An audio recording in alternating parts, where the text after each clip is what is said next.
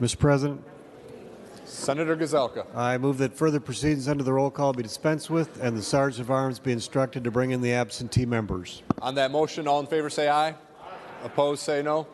Motion prevails and the Sergeant at Arms will bring in the absent members. Remaining under motions and resolutions, Senator Gazelka. Mr. President, pursuant to Rule 26, I designate the following bills to be made for special orders for immediate consideration. The sheet, I believe, is on the desks. Members, the bill up for consideration is number 126 on general orders. It is Senate File 2227. Senator Kiffmeyer. Thank you very much, Mr. President and members. In offering Senate File 2227 today, this is the State Government Policy Finance Budget Bill. And so before I get started presenting the bill, I just wanted to be sure to say a thank you to all of the wonderful staff who were so very, very helpful. As you know, chairs, these things do not happen by ourselves. I want to say a big thank you to my committee administrator, Paul Carlson, Jessica Young, Bennett Nass, my CLA, Ms. Stephanie James, Mr. Andrew Erickson, Alexis Stengel, to the pages, to the interns, as well as all of the authors who contributed to the content of this bill. So with that, Mr. President, Senate File 2227 has both Republican and Democrat authors. We met the target in both bienniums, and it is a fiscally conservative bill. We focused on accountability and reform. That was the major themes that we looked for. Not doing status quo, not just doing what we did before, but to see the opportunities that we had and to make some reforms and increase accountability. In particular, Minnesota IT, one of our largest agencies in the state of Minnesota that does information technology IT work for all of Minnesota. This is a major, major project and has major, major problems. We've heard about them through MNLARS, we have METS, we have other software failures.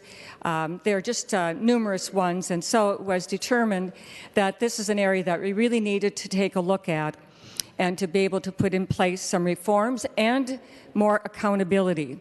We had the Office of Legislative Auditor give us an in-depth report with many great suggestions, and you will find them in Senate File 2227.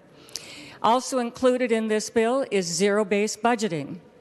The assumption that you have to spend what you did last year, there are times when we need to take a look at that and consider on a regular basis every single budgeting cycle, as is in this bill, in the value of assessing every single one of the accumulated budget expenditures. We've also done some contracting reform as well, getting additional information to make decisions. One of the things we're also very happy about is for the disability community. We prioritized individuals with disabilities. We ensured that the legislature complies with accessibility measures related to IT. These days, everybody relies on IT. And for our folks that have disabilities, this is a very important component of their being able to communicate and be informed about what's going on. We created a working group to ensure people with disabilities are represented in the state workforce and have adequate accessibility at the legislature. Very much appreciate Senator Tory Westrom and his work in this area, and Ms. Mary Hartnett as well. They were contributed greatly, and we really appreciate that in addition. Another focus that we had was cybersecurity. We focused on cybersecurity, and we talked about this last year in the budget cycle before. 2 years ago, we offered the governor about $26 million in cybersecurity. And by the way, the governor, Dayton, at that time said no, and instead he wanted $26 million in operating increases instead of the money for cybersecurity. This year, we have put cybersecurity money in this bill, and it will stay. This is over $24 million in the first biennium for cybersecurity, and an additional over $14 million in the next budget, in the tails, for cybersecurity as well. It's very important that we give them a full 4 years, that they have time to implement the cybersecurity measures and go forward into the next biennium, because we think this might take a little bit longer for them to continue to do that work. Another smaller area, but very important, is funding the AMPERS, community local equipment for all those local public stations all throughout the state of Minnesota, Pioneer being one of them. And in addition, we funded the Amber Alert as well through MPR, and this is for, again, equipment into local governments and the needs that they have in a very, very important area of taking care of the safety of those of us in Minnesota. And every time I see an Amber Alert out there, I'm just really glad to have funded that program and continue to have it be of benefit to all of Minnesota, and especially those who might be in a very sad situation to have need of having an Amber Alert. We all value that. With that, Mr. President, that is largely what the state government bill covers and its highlights.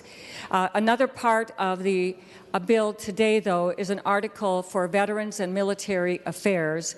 And this is a bill that Senator Bruce Anderson, as chair of that committee, came into the state government bill. And I'm very glad and very proud to have that area come into the state government bill as well. And Senator Bruce Anderson will take it from here to go over the Veterans and Military Affairs article.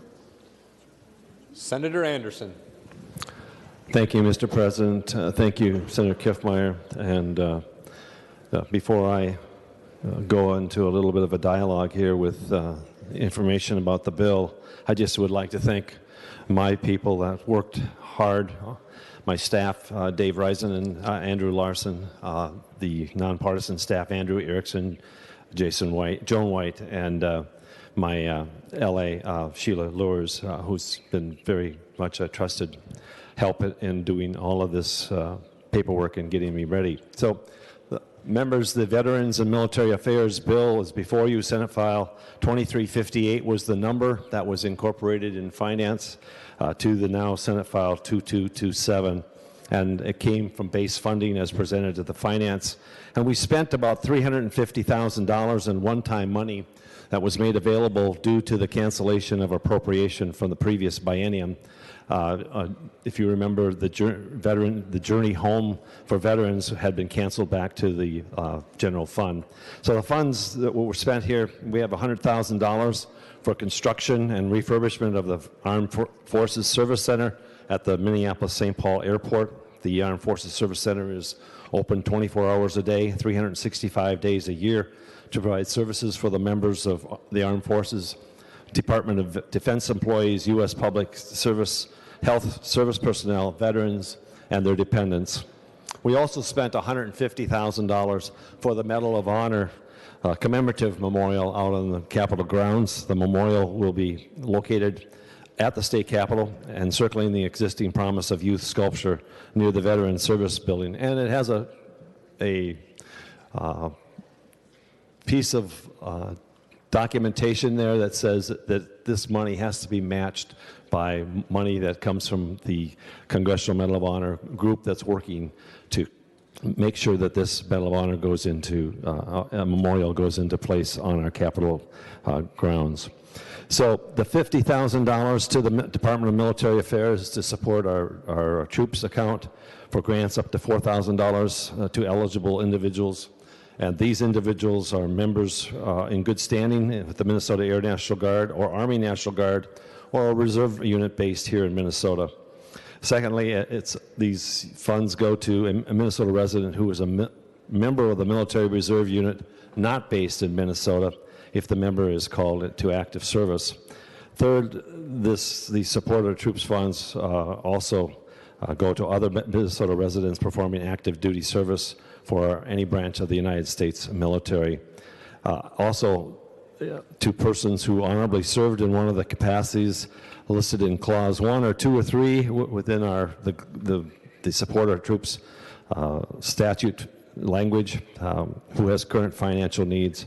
For purposes of this clause, the immediate family means the individual spouse and minor children. And if they are dependents of the member of the military, the member's parents, grandparents, siblings, stepchildren, and adult children.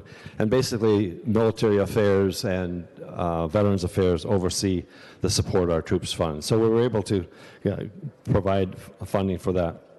$50,000 went to the Department of Veterans Affairs, Support Our Troops Fund, again, similar to what I've just read about, provide services and programs for veterans and their families, and for the agency's uncompensated burial costs for eligible dependents to whom the Commissioner grants a no-fee or reduced-fee burial in the state's veterans' cemeteries. Since our presentation in the Finance Committee, we were able to get additional funding that has been added to 3 line items in the Finance Committee. The Finance Committee accepted a proposal by the Department of Veterans Affairs to adjust how state veterans' homes contract for medical care for residents, and that provided a savings of $1.06 million over the biennium.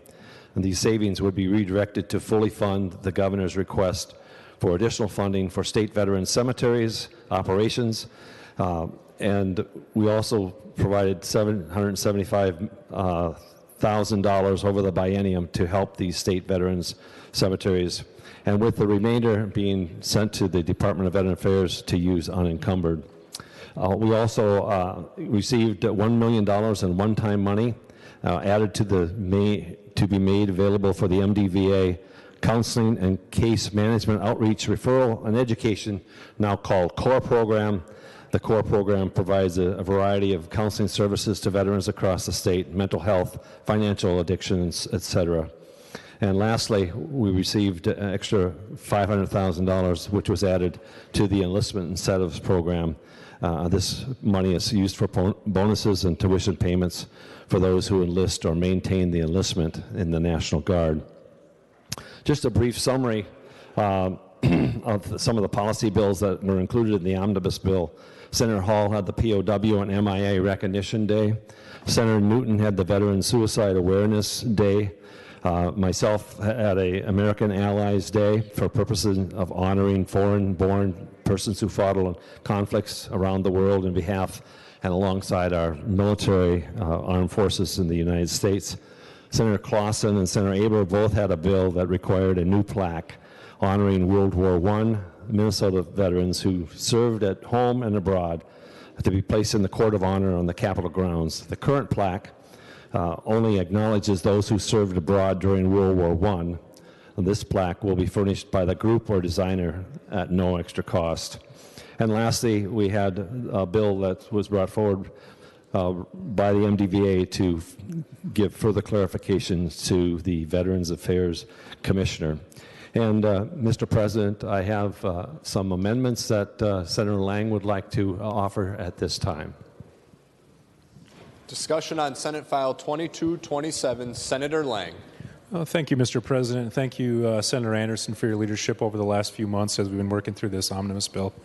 Members, Mr. President, I've served in the National Guard now for going on the better part of 2 decades, and I can tell you during a couple of deployments that one of the most important things when it comes to me is when you return from those deployments. You haven't seen your wife or children for upwards of a year and a half.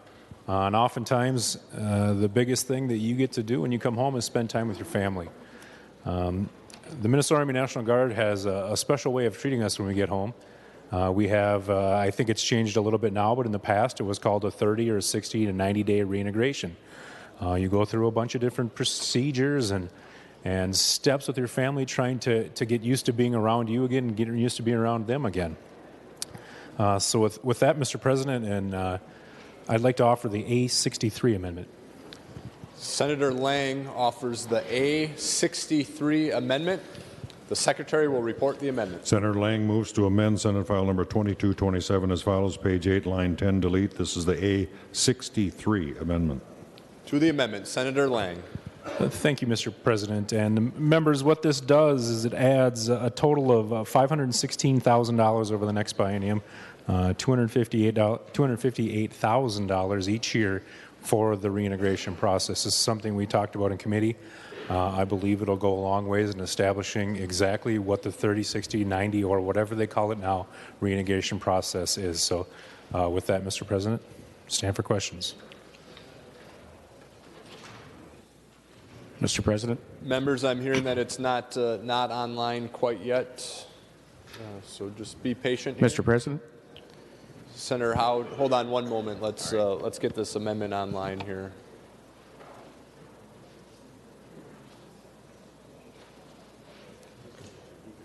Okay. Senator Howe to the amendment. Thank you, Mr. President. And, you know, this is I've gone through a couple of those reintegrations from those deployments, and I think that is great money to be spent. It's very easy to go, I always say, to go to war. It's very difficult to come home. So with that, though, in these times when economic times are good, believe it or not, it gets a little tougher to recruit folks into the military. And right now we're having a hard time enlisting people. And so what I would like to offer, Mr. President, is the A64 amendment. Okay. Senator Howe, let's hold on the, so this is an amendment to the amendment? Amendment to the amendment. Okay, let's hold off on the amendment to the amendment until we're online here with the amendment. Well, I'll just talk to it, Mr. President. Is that fine until it comes up? Senator Howe, let's just wait a moment right. so people can see the underlying amendment first.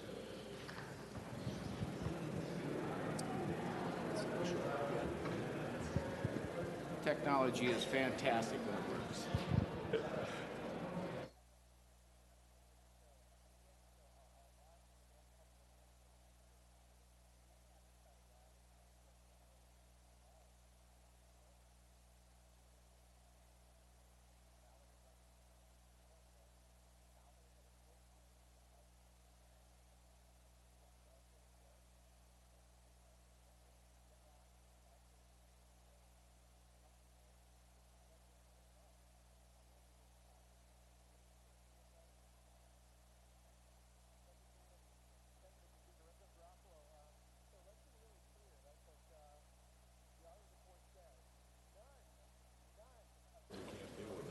Okay.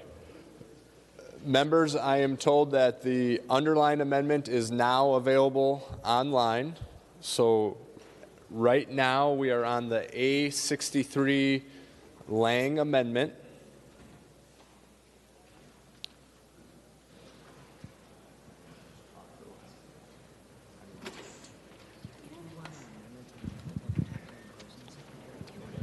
Is there any further discussion on the A63 Lang amendment? Senator Kiffmeyer. Thank you, Mr. President. Just want to let you know that on the A63 amendment, I do accept this amendment. I would ask members to vote for it and would support this amendment.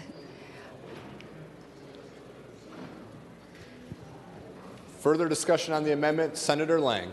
Thank you, Mr. President. I'd just like to add, over the budget negotiation process, I appreciate Senator Kiffmeyer's guidance on this one. This is it's been an interesting few weeks. I appreciate Senator Newman, Senator Newton and the assistance that he's gave us over the last few weeks, as well as the other members of the committee. We've had an interesting year when it comes to exactly how much money we're going to be spending in these certain areas.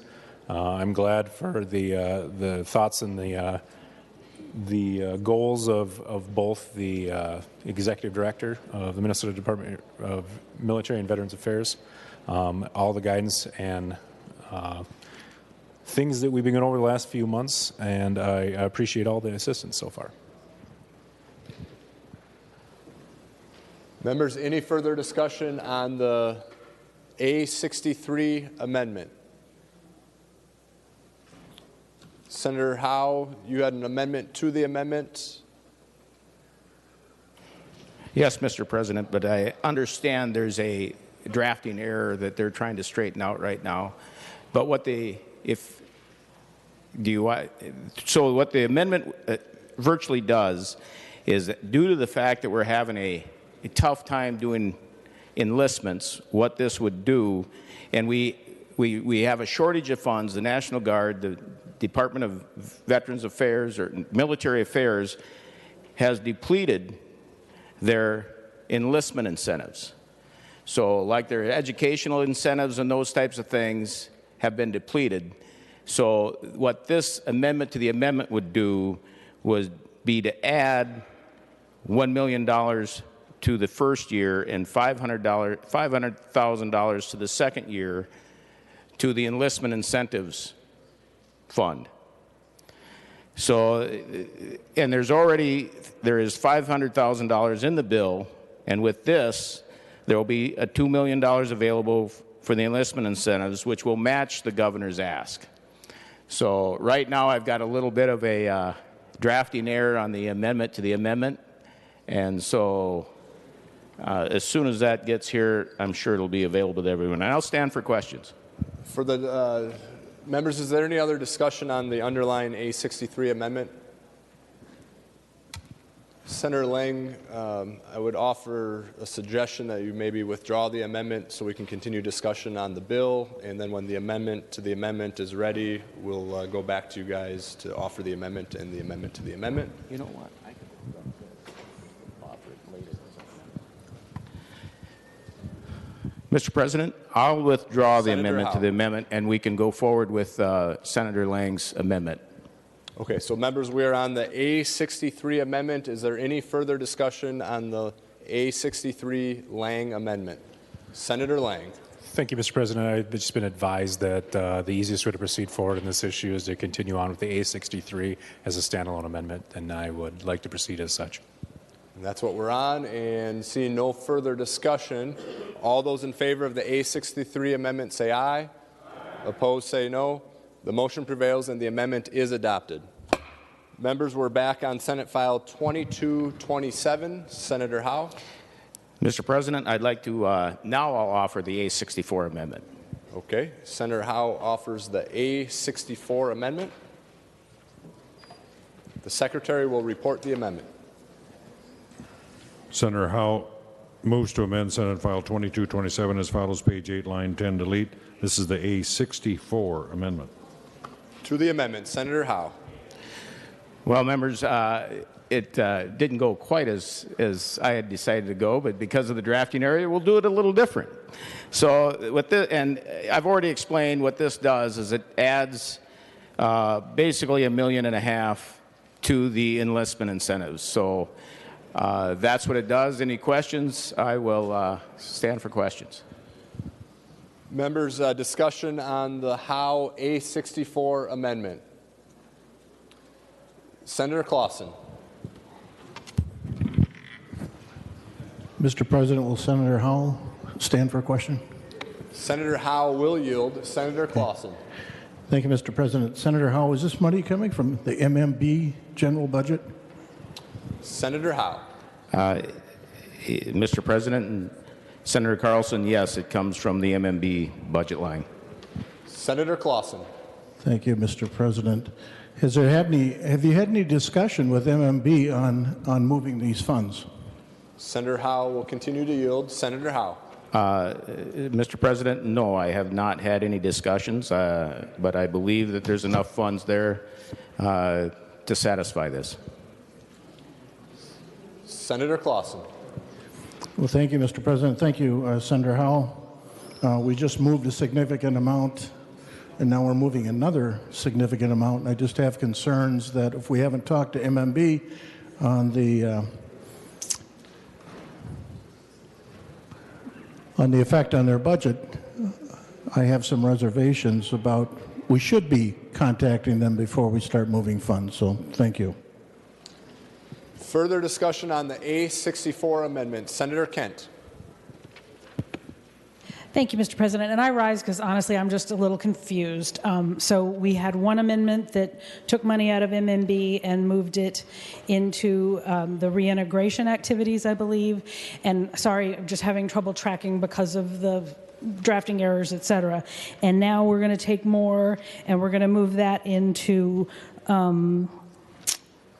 sorry, again, trying to follow along here. Would Senator Howe yield? Senator Howe will yield. Senator Kent. Thank you, Mr. Chair. Senator Howe, again, now that we have the amendment language in front of us, would you please just let us know where these funds are being directed? Senator Howe. Mr. President and Senator Kent, it's being moved to the Enlistment Incentives Fund within the military affairs. Senator Kent. Thank you, Mr. President, and thank you, Senator Howe. The help. I appreciate the helpful clarification. And these are all valuable initiatives. I know many of us were very disappointed that we were looking at potential cuts, and this is worthwhile. I do echo the concerns that Senator Clausen has raised. Are we just going to have amendment after amendment today where we just deplete the MMB budget? Without some context here, it's a little hard to make sound decisions. Not that this isn't a worthwhile way to invest in our veterans and our military, but it seems a little uncertain. Thank you. Further discussion on the amendment. Senator Kiffmeyer. Thank you, Mr. President. Senator Howe, I very much appreciate the continued funding of the enlistment area. Members, this is very, very important to our military affairs, especially now with the shortage. It really makes a big difference to them that they're able to bring the talent and the people that they need into a very important part of the defense of Minnesota and to take care of all Minnesota people. So I agree with this amendment and ask folks to vote for it. Thank you. Further discussion on the amendment. Senator Klein. Well, thank you, Mr. President, and I'm open to correction if I'm reading this wrong, but I believe we adopted the A63 amendment, which I'll review, changed page 8, line 10 from $23 million and change down to something less than that. And now in the A64 amendment, we are again changing that same start number to a different number. So I guess what I'm saying is in this amendment we're spending money that we've already spent in the A63 and either needs to be redrafted or corrected in some form.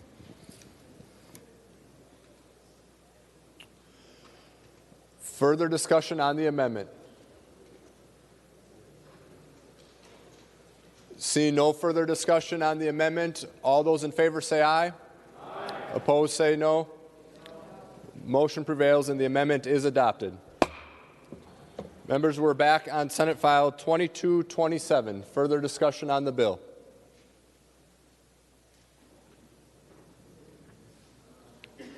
Senator Cohn.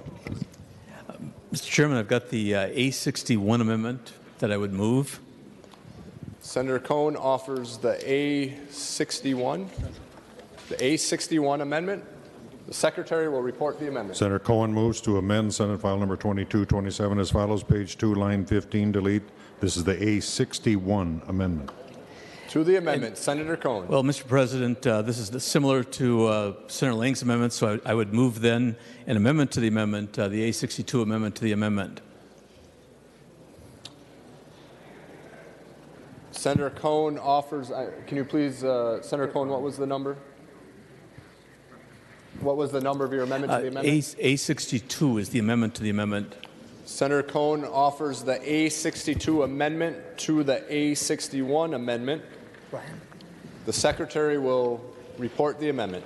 Senator Cohen moves to amend the Cohen amendment to Senate File 2227 as follows. Page 1, after line 3, insert. This is the A62 amendment. Senator Cohn to the amendment to the amendment. Mr. President, this is an amendment that reinstates money that was subtracted from the Historical Society budget. You will note in Senator Kiffmeyer's bill that there are subtractions to a number of the state agencies, and certainly disagree with a lot of what has been done. We often use, and I think I mentioned in the Finance Committee, I chaired state departments for several years. At that time, it was a significantly larger committee. And this is not unique, where we take a look at the state agencies and use them as kind of the stepchildren of the budget process. But I am struck relative to the cut to the Historical Society is that where Senator Kiffmeyer has cut agencies like MMB, Department of Administration, some of the other agencies, by about a 6 to 7% figure, the Historical Society inexplicably has been cut by 20%. I'm reminded of what Senator Newman said in the Finance Committee, I think it was a year or 2 years ago, when in the bonding process there was a request for an appropriation for the Science Museum of Minnesota for infrastructure work as a consequence of flooding. And Senator Newman's comment, and I'm paraphrasing what Senator Newman said, was the Science Museum of Minnesota is not a partisan issue. It is a state gem. I remember he used that explicit word, gem. And I think people in Minnesota view the Historical Society the same way. It is a state gem.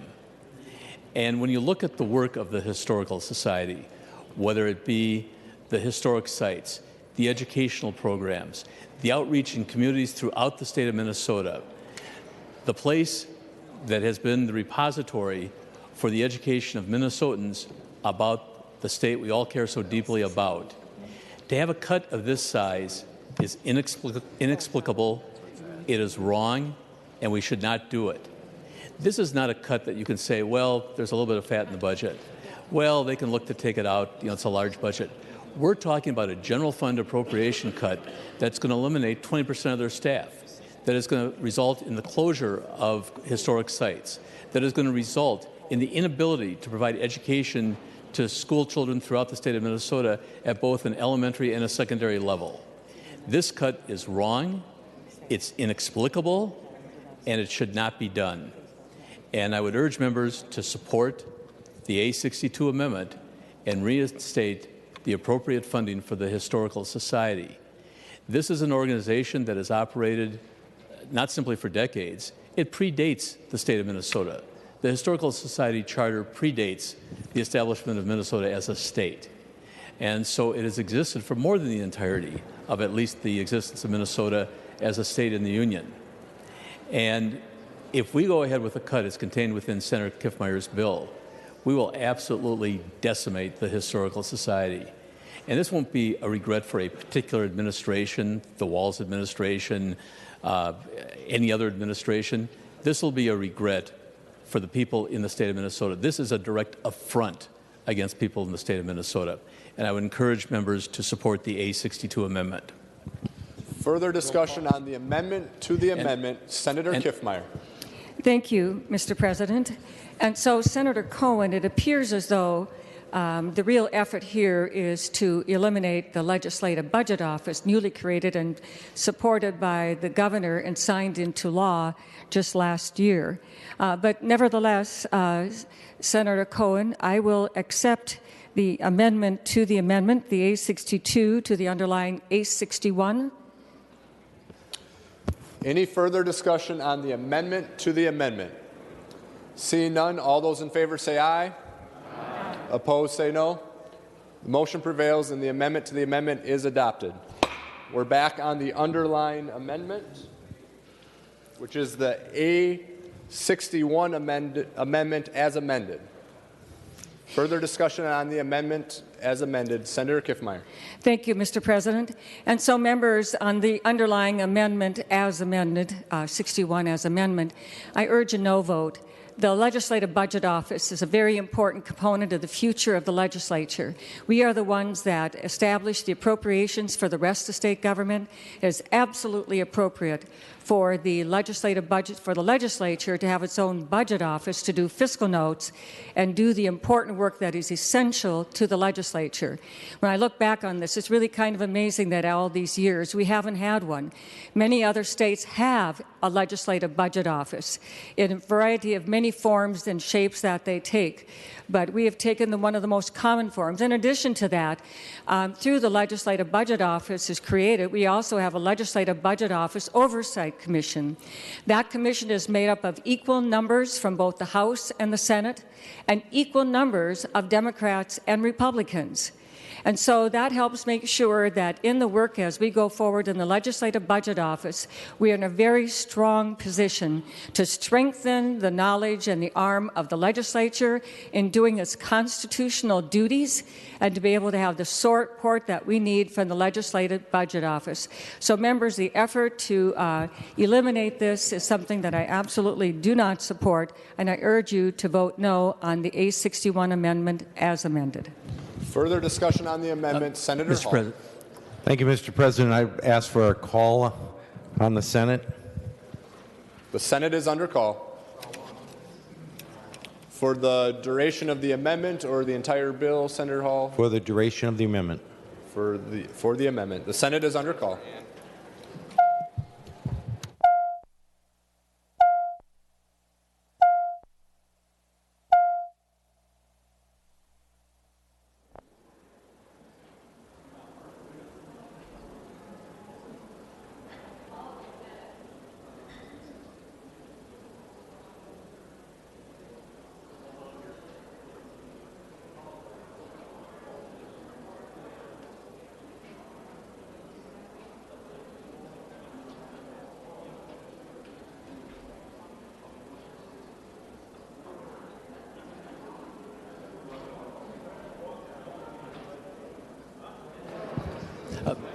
Mr. President.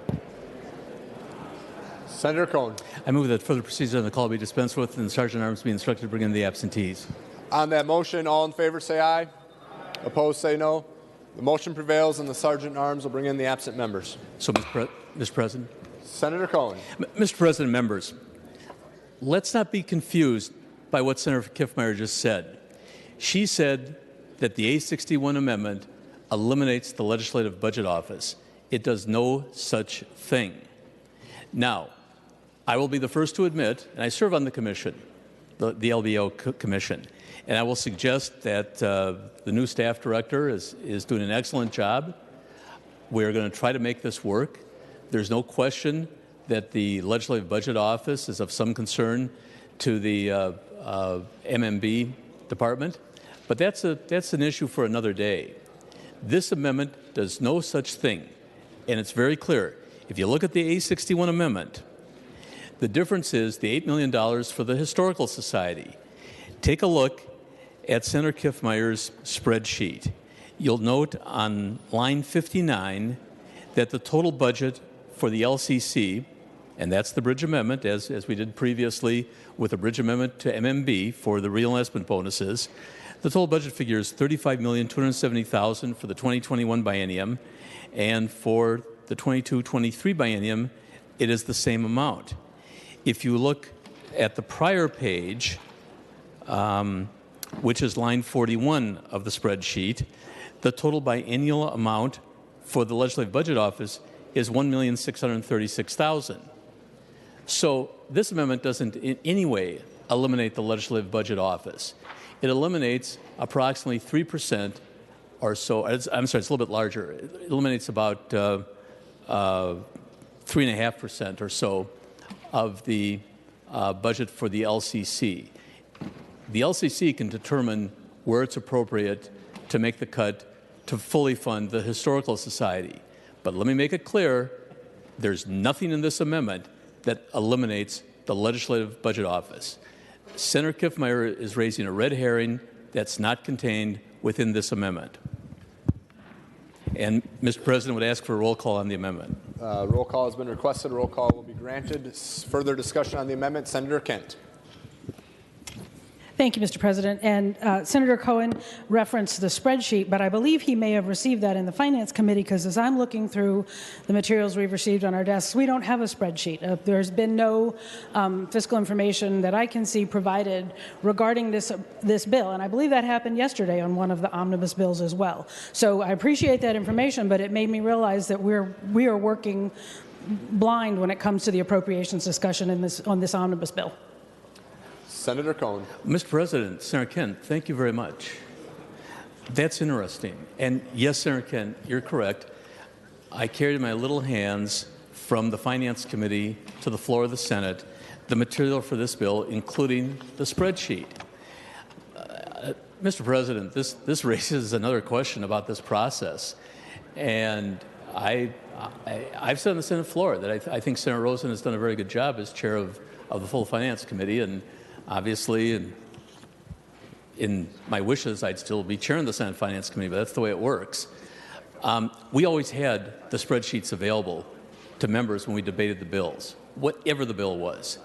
And Senator Kent, if you're telling me that members can't even see on their computer what the spreadsheet says, I guess you're going to have to take my word for it. But I would suggest if there are any members seated on the floor who doubt what I've said about the Legislative Budget Office, please come over to my desk. If you're questioning how to vote on this amendment, I'll point out the line items to you. And again, if this comes up magically while we're discussing this, line item 41 is the base for the Legislative Budget Office, $1,636,000, line 41 members. And if you look at the next page relative to the budget for the LCC, on line, let's make sure I get this correct, line 59, $35,270,000. If you doubt what I've just read from the spreadsheet, which was given to me in the Senate Finance Committee, please come over to my desk and I'll help you out. Further discussion on the amendment. Senator Kiffmeyer. Thank you, Mr. President. I appreciate your comments, Senator Cohen, but as the chief author of the bill that would eliminate the Legislative Budget Office, I guess I was kind of having thoughts in that way. But nevertheless, members, I ask you to vote no on the A61 amendment as amended. See no further discussion on the amendment as amended, the Secretary will take the roll.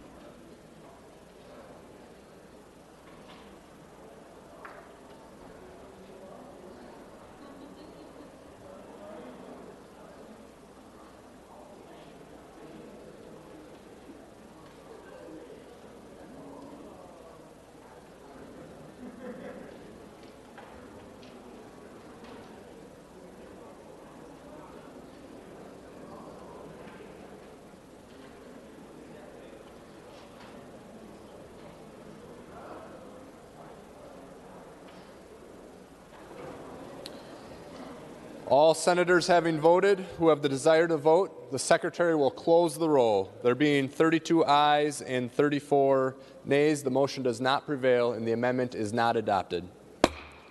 Members, we are back on Senate File 2227. Senator Bach.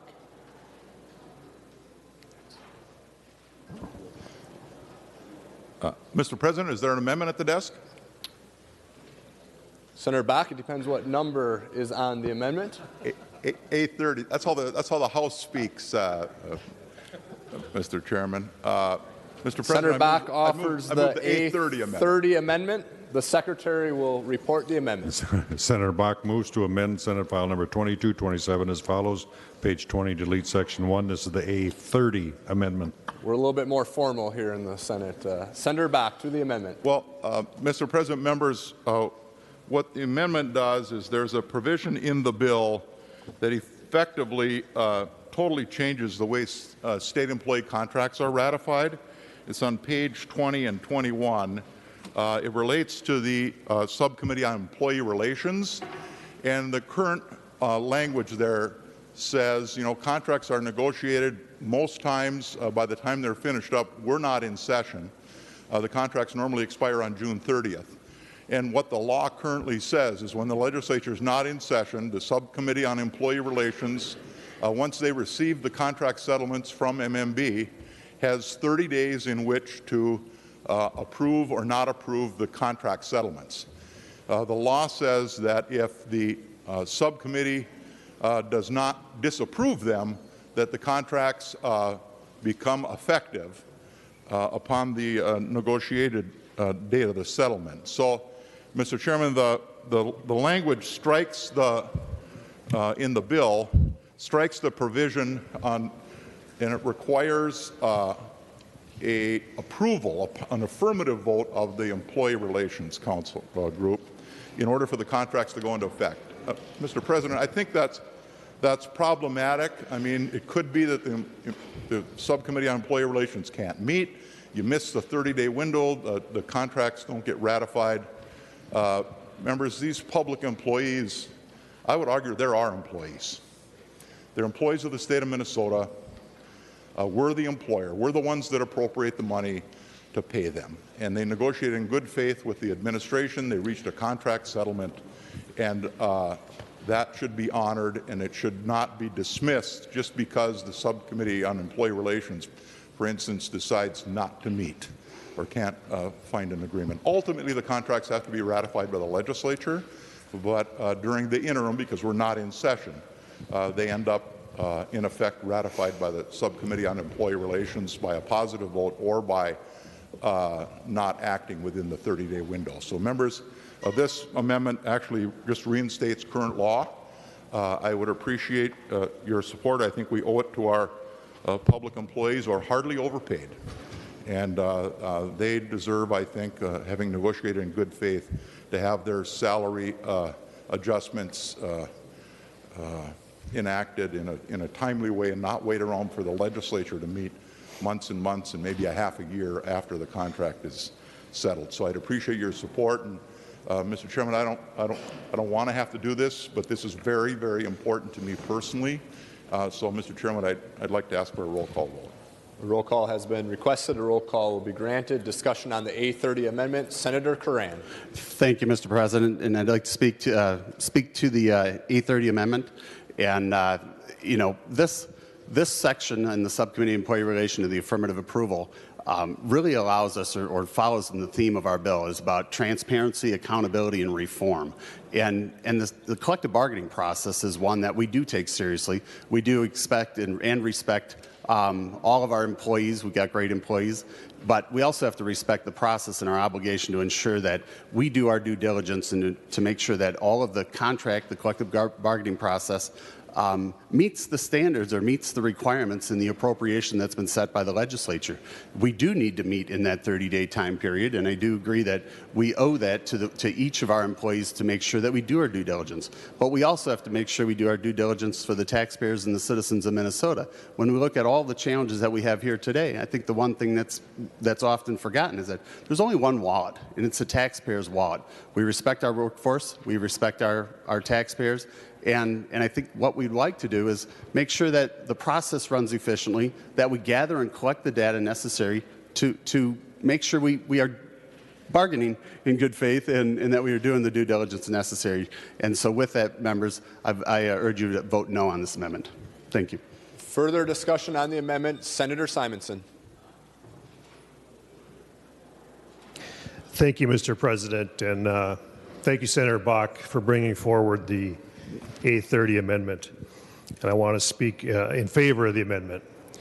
And Senator Coran, I'm a little bit confused by some of your comments. I know that you and I both sit on the subcommittee for employee relations, so I think you certainly, as well as I do, have a good understanding of what the purpose of the committee actually is. And I'm a little bit confused by your comments about transparency and how by striking this provision from law, somehow we provide a greater sense of transparency to the general public. I think it's important to point out that the process that we have in current law through the Subcommittee of Employee Relations is pretty transparent in itself. It allows us a process for the subcommittee to meet during the interim and either approve or disapprove of these negotiated agreements. So I'm a little bit confused. Mr. President, if Senator Coran would yield. Senator Coran will yield. Senator Simonson. Thank you, Mr. President. Senator Coran, I wonder if you could just enlighten the body what the primary purpose of the SCR actually is. Senator Coran. Thank you, Mr. President. The primary purpose of the SCR is to review and approve or disapprove the collective bargaining agreement that's been negotiated. Part of that process is also gathering the appropriate data from the agencies, and then we can evaluate the agreement that's been provided, and to ensure that, yes, it meets the criteria, and we'd like it to be within the appropriation which was allocated by the legislature. Members, I'm hearing that some members are having a little trouble hearing, especially you, Senator Coran, so try to speak a little bit louder. Further discussion on the amendment. Senator Simonson. Well, thank you, Mr. President, and thank you, Senator Coran, for that. I think we agree then what the primary purpose of the SCR actually is. But I think, Senator Bach laid out a hypothetical situation, and I want to expand on that a little bit because I think it's an important component of what you're trying to do here with this amendment, or with the underlying bill, actually. But envision a scenario where we are in the odd year, such as we are now, and we leave here hopefully around May 20th, and we go into the interim. And let's say, one of our employee bargaining units reaches a tentative agreement in July, and their members ratify that agreement. And MMB reaches out to the SCR and shares that information with the SCR chair about the ratification of the agreement, what the details are, what the cost implications are, what the fiscal impact to the agency is, and the chair of the SCR lost it. There it is. Chair of the SCR has the opportunity then to convene the SCR to review the agreement and give its interim approval, which would allow the effects of the agreement to go into effect for the employees. But if we leave here in May, this happens in June or July, in theory, we would meet then within 30 days from that event, potentially ratify or agree to the terms of the agreement, and those terms and conditions of employment that were negotiated would go into effect. But with the underlying bill, potentially we could be delayed up to almost a year. Because if you think about where we are right now, we're going to leave here in May. We come back in an even year. We might not come back till February, perhaps March, depending on the circumstances. And then there's no guarantee that the legislature takes up the agreement right away. Potentially that could happen in March or April or even late May. And that's almost a full year for those members of that particular bargaining group to wait for the terms and conditions of employment that they had agreed to. And I don't necessarily think that that's fair. I think the purpose of the SCR is to provide this interim approval subject to ratification by the full legislature. There is nothing in current law that would prohibit the legislature from coming back and denying the terms and conditions of that agreement. That would still hold true. But I think, members, at the end of the day, what's most important here is that we have somewhere in the neighborhood of 50,000 public employees that are subject to negotiations. And that's how they negotiate their benefits. That's how they negotiate their pay. And some of these employees are at the lowest level of possible pay that you can imagine. If you just think about the people that clean this building, if you think about the people that clean your Senate office building, the people that are keeping the floors clean, emptying the garbages, cleaning the bathrooms, think about the State Patrol, the people that we expect to drive up and down our highways every day, risk their lives, and now we're asking them to, go ahead and negotiate your contract, but you might have to wait up to a year before the legislature comes around to approving your contract. So I think Senator Bach has the right idea by striking this particular language, and it would be absolutely unfortunate if we didn't support this. It would be unfortunate to all of our public employees, upwards of 50,000 of them, including our State Patrol, including the people that are cleaning our bathrooms and cleaning our floors. This is unnecessary, and I hope that we would support the Bach Amendment. Further discussion on the Bach A30 Amendment. Senator Newman. Mr. President, this is an issue that I have struggled with for a good number of years now.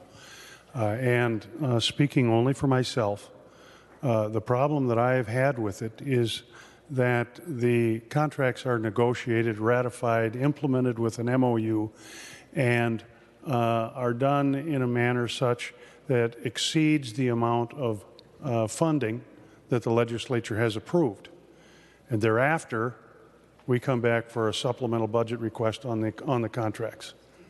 And I have not at any time in the past agreed to that particular process.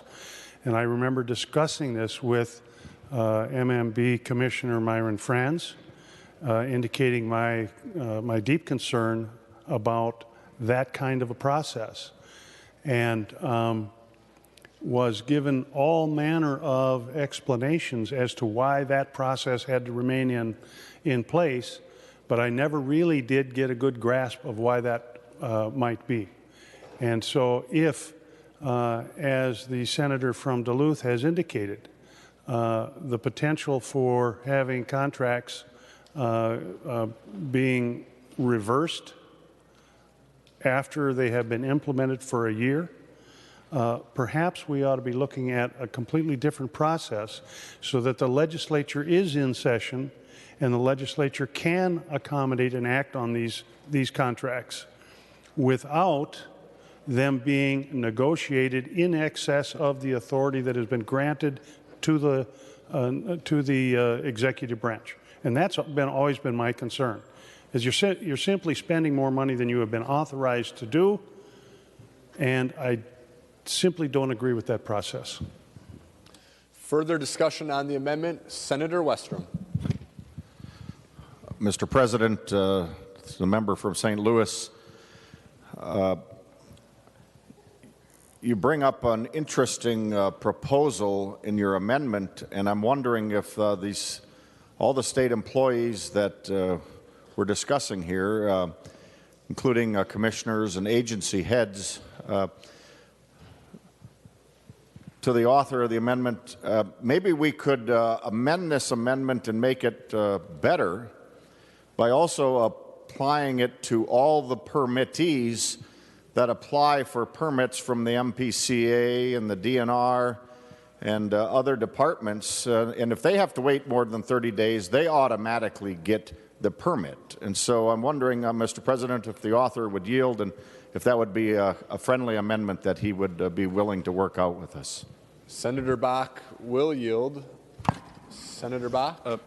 Mr. Chairman, Senator Westrom, I understand a little bit about the environmental review process. And what I do know about it is, as the agency and the applicant go through that process, the environmental review process is not intended to stop a project. It's intended to mitigate potential impacts to the environment that a project is going to have. And Senator Westrom, what happens when you try to shortcut that is someone takes you to court. Someone will take the department to court. And if you haven't met the conditions in law relative to an environmental review to mitigate impacts, and somebody can show in court that you haven't mitigated certain environmental impacts, the project's not going to go forward. And that's why in the case of Polymit, for example, they never tried to expedite the environmental review process, and it took 15 years. And I never, and the range legislators who were mostly impacted by it, never for a minute tried to shortcut the environmental review process, because it makes you very vulnerable to a lawsuit. And project applicants call that the black hole, that once you end up in court for who knows how long, and in the appellate court, and however that drags out, investors lose interest in your project. And pretty soon your project doesn't happen. It loses its financing because you're sitting in court and no one knows when it's going to end. So, Senator Westrom, I share your concern about trying to improve our regulatory environment, but shortcutting it and automatically making permits happen is just going to land us with more lawsuits, and I don't think any of us want that, and I don't think it serves the state well. So, Senator Westrom, I'll be happy to work with you on ways to streamline that regulatory review process, but I don't think shortcuts will get us there. Further discussion on the amendment, Senator Westrom. Mr. President, Senator Bach, you kind of are arguing against your amendment here, because you're trying to shortcut the process, but you just argued why you can't shortcut the process for the taxpayer that's trying to create jobs and bring more economic development opportunities to our rural communities and all over the state. Members, at this point, I don't think this amendment is ready to pass, but maybe we can finesse it and treat all taxpayers the same, and start also treating the permittees that are applying for permits to be able to do business and bring economic development to our rural communities, whether it's the mining up north, which is ridiculous that we would have a process that would take 15 years. Senator Bach, we mostly give those groups that are bringing lawsuits the ability to bring the lawsuit by passing laws and different standards, and many of them are very good, but they need to be reviewed as well, and there's no reason it should take 15 years to do what's been done for decades and centuries. That's mine the earth responsibly.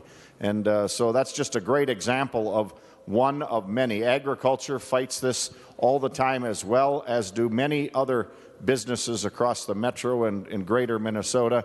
Permits that take 6 months, 12 months, and up to 15 years. That is not a standard we should support. And if we're going to do this Senator Bach, in your amendment, I think we should treat all the taxpayers and the job creators that are trying to do good for our citizens of our state the same way, and rather not play favorites and shortcut it in one place and then drag it out 15 years on the job creators. And so I think this amendment's got a lot of work to be done. So at this point, Mr. President, I would urge members not to support this, but maybe we can work on improving it dramatically for the taxpayers of the state.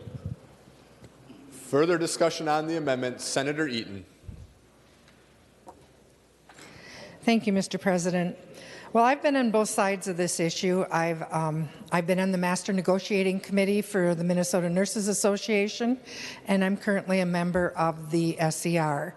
And I will tell you that this process works if people follow the guidelines.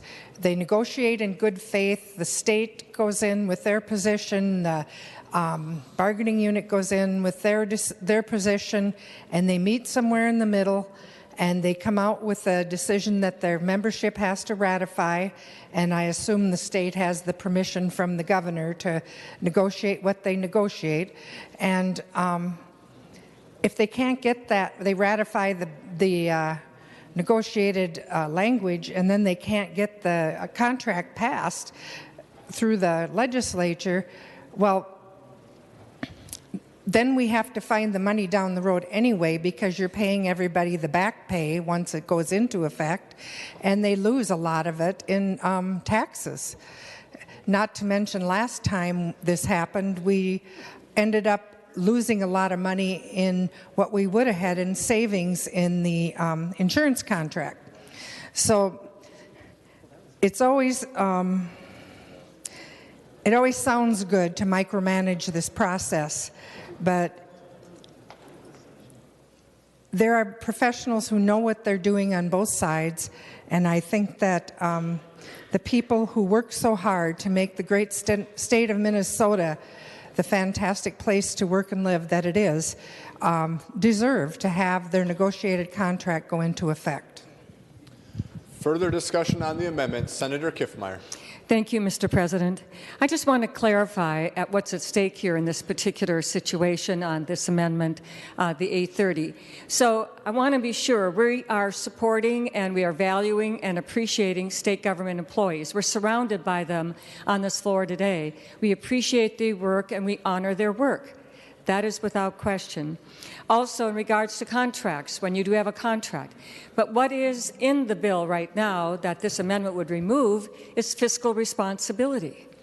You must have the ability, when the legislature has the duty to refund and to appropriate, they also have a fiscal responsibility to get information. They have a fiscal responsibility to balance budgets. And so, Mr. President, I just wanted to be sure and clarify that, and to remove that opportunity for us to have fiscal responsibility and transparency and clarity and timing, I would oppose the A30 amendment. Thank you. Members were on the Bach A30 amendment. Seeing no further discussion, the Secretary will take the roll.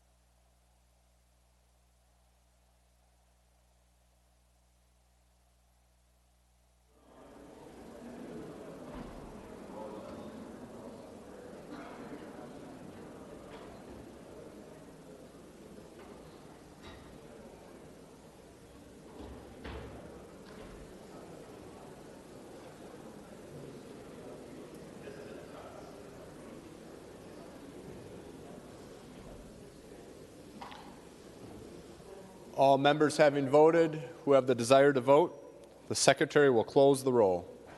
There being 33 ayes and 33 nays, the motion does not prevail. The amendment is not adopted. Further discussion on Senate File 2227, Senator Kent. Thank you, Mr. President. I would like to talk a little bit about an element in the bill.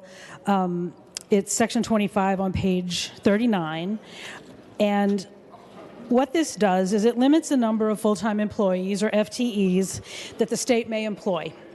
The bill requires that the Commissioner of MMB determine the number of FTE positions in the state as of June 30th of 2019, this year, in each agency. Each agency, office, department, board, council, committee, authority, or commission of state government. And then it limits the agencies to that number of employees for the next 2 fiscal years, 2020 and 2021. I believe that this language is very problematic on 2 fronts. One of those is that this policy will cause a lot of challenges in managing our agencies and effectively conducting the business of the state. Members, it's getting a little loud in the chamber. If we can please keep the volume down so we can hear Senator Kent. Senator Kent, please proceed. Thank you, Mr. President. This hiring freeze will make it hard for state agencies to respond to the increasing demand for state services. We are a growing state, and we have increasing needs, particularly in certain populations like serving our seniors as the baby boomers are retiring. Under this language, even if an agency's appropriations in the 2 fiscal years 2021 increase due to a growth in vulnerable client populations receiving direct medical care, a clear indication from the legislature that it wants the agency to increase those services, the agency would then be prohibited from hiring needed staff above the June 2019 cap, placing at risk their ability to deliver those services.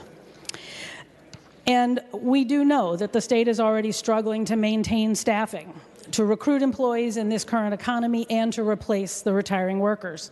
And this is a problem that will only grow over the next 2 decades. A couple of facts to help put this in perspective. Minnesota's current unemployment rate is 3.1%, which is well below the national average of 3.8%. And our state is increasingly challenged to compete for workers with the private sector and other government units. MMB testified in committee that the state is already behind the private sector in job growth.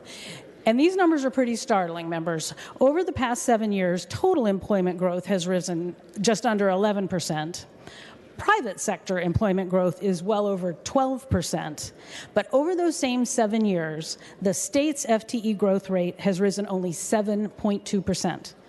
The state's, let me just restate that because I think people need to hear that. The state's employment rate growth has grown at 59% of the rate of the private sector. So even if you think this idea has merit, which I clearly do not, I don't think it's in the best interest of the state to do this, but even if you think this idea has merit, the language in this bill is highly flawed. As we all know, having worked on these issues for some time, when we try to adopt a one-size-fits-all approach, they often have unintended consequences. A couple have already been identified. And one very critical example that should be relevant, particularly in light of recent conversations and actions by this body, is the Department of Corrections. And as we all know, they are experiencing severe staff shortages. And just last night in the Judiciary and Public Safety Omnibus Bill, we recommended an increase in funding to fill some of those positions. However, the language in this section would mean that the Department of Corrections would not be able to hire the employees that it needs once it finally receives the funding required to fully staff its facilities. And another example from last year is when DHS added FTEs in its nursing services, state hospital, and community behavioral health divisions after it was given a statutory mandate to increase those services. Under current language, even though they were required by law to provide these services, the Department of Human Services would have been prohibited from hiring the staff necessary to actually do so. So to summarize this particular problem with this bill, it's just not ready for prime time. There are a number of workability issues here that I think are going to be very problematic moving forward. So, Mr. President, then I would like to offer the A34 amendment. Senator Kent offers the A34 amendment. The Secretary will report the amendment. Senator Kent moves to amend Senate File Number 2227 as follows. Page 39, delete Section 25. This is the A34 amendment. To the amendment, Senator Kent. Thank you, Mr. President. It's a very simple amendment. It simply deletes Section 25 so that we can make sure that we have time to study this issue more effectively. If this is an idea that some think are worth pursuing, then we need to take the time to make sure we're doing it in a way that does not hamstring critical services that are needed so badly in our state, and that we take a very sober look at the real marketplace for people, for staff. For employees at all levels of state government, and make sure that we are in a position to continue to hire and retain really great workers to serve Minnesotans. Thank you, Mr. President. Mr. President. Discussion on the A34 amendment. Senator Latz. I'd like to place the Senate under call for the duration of the bill. The Senate is under call for the duration of the bill. The Secretary will take, well, we're under call.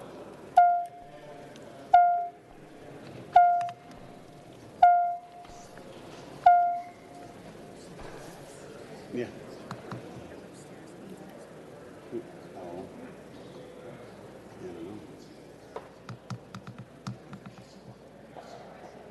Mr. President. Senator Latz. I ask that further proceedings under the roll call be dispensed with and the sergeant be directed to bring in the absent members. On that motion, all in favor say aye. Aye. Opposed say no. Motion prevails and the sergeant at arms will bring in the absent members. Members, we are on the Kent A34 amendment. Discussion on the amendment. Senator Curran. Thank you, Mr. President. Would like to speak on the A34 amendment, and it's an important issue when we look at the FTEs and the semi-freeze and or the turnback of those positions.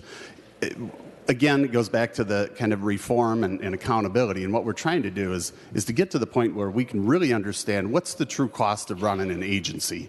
Those agencies have a funding. We often tie it to the FTE is a full salary assigned to those positions. We do have a hiring challenge, as with all employers in the state of Minnesota. Minnesota being one of the largest employers. That's not going to change anytime soon. But the real challenge is what does it cost? And we just had a conversation about the collective bargaining process, and with that, the inappropriate or the inaccurate statement from MMB when we talk about what is the true cost of these collective bargaining agreements, and the answer is, well, the agencies can absorb them. And when what that allows is the opportunity to negotiate above the appropriation, then raising the base, and of course we have to go back and make up that funding. But what we ultimately have with 13 to 1,500, I think MMB testified, open positions just within the state purview, not including the University of Minnesota or MNSCU. That means there's over $100+ million in revenue that's used for purposes other than salaries. And that's what we're really trying to get. What's the true cost of an agency so we know we can fund it, and what is the true necessity in the employee and headcount to meet our responsibilities that the agencies have? We value the employees, but we also have to make sure that we do get to the transparency piece of what is the cost and what is the actual full-time FTE equivalents and the staff needed. We want to make sure that we can fulfill and provide those high-value jobs and be able to provide incentives. I think when we have this under control, then I think we can certainly talk about how do we create more incentives to hire and attract more employees. So with that, Mr. President, I urge a no vote on this amendment. Further discussion on the amendment. Senator Chamberlain. Thank you, Mr. President. Members, a couple things is that I don't know that Senator Kent gave some numbers about growth and compared to private sector. I don't know that government needs to grow at the same rate as a private sector. I don't know if that's not relevant at all. It's simply not relevant. The last data I had showed that government in the state of Minnesota was the second largest employer already, right behind healthcare services. So I don't know that. I know individually in different departments and agencies have different needs that should be met, and that's understandable.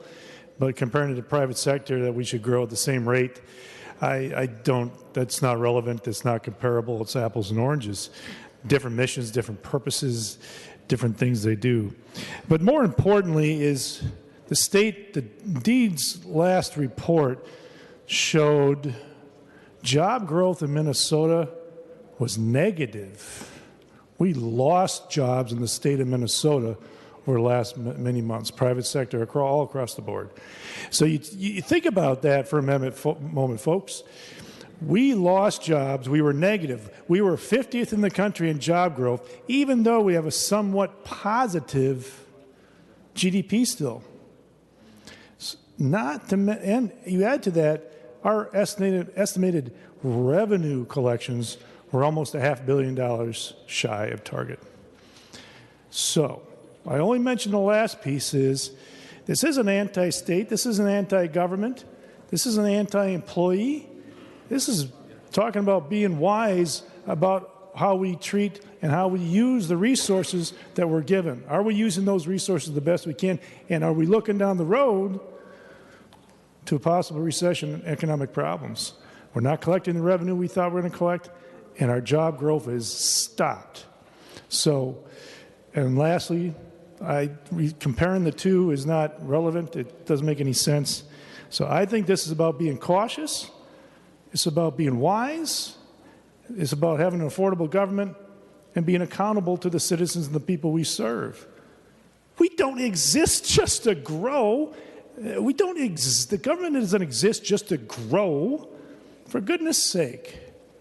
So it's about wise use and accountable use of the people's resources to deliver the best services we can. So this is not anti-employee, it's not anti-government. It's about being wise and smart with our resources as we go forward. Thank you. Further discussion on the A34 amendment, Senator Latz. Mr. President, will Senator Limmer yield for a question? Senator Limmer is not at his desk at the moment. Senator Limmer is in the chamber, though. Senator Limmer, will you yield for a question? Senator Limmer will yield. Let's just give him a moment to get back to his desk.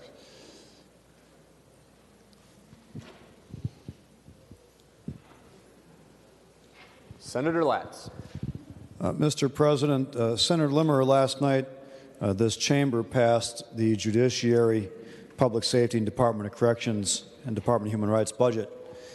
In your remarks explaining the budget, you indicated that there was funding in there intended to fill positions and add complement to the correctional officer positions to protect the safety of the officers and the offenders in prison. Could you remind the body how many new correctional officers you intended for that budget to be able to provide? Senator Limmer.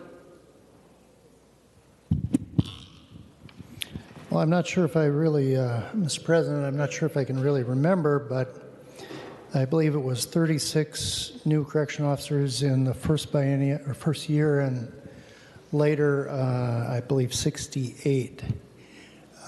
Might have totaled around 104 or thereabouts, new, and that was to be added to the approximate 80 positions that had been previously passed and a budget prepared for in a previous budget year. I believe of that 80, 40 have been hired. Senator Latz. So, Mr. President, Senator Limmer, with the Section 25 of the State Department's bill that's before us, state government bill before us today, what would the impact of this full-time equivalent freeze be on your intention to allow the Department of Corrections to fill unfilled positions and to add the number of correctional officers in our prisons? Senator Limmer. Mr. President, I do not know right now. I don't have that exact number in front of me. Senator Latz. Mr. President, will Senator Kiffmeyer yield for a question?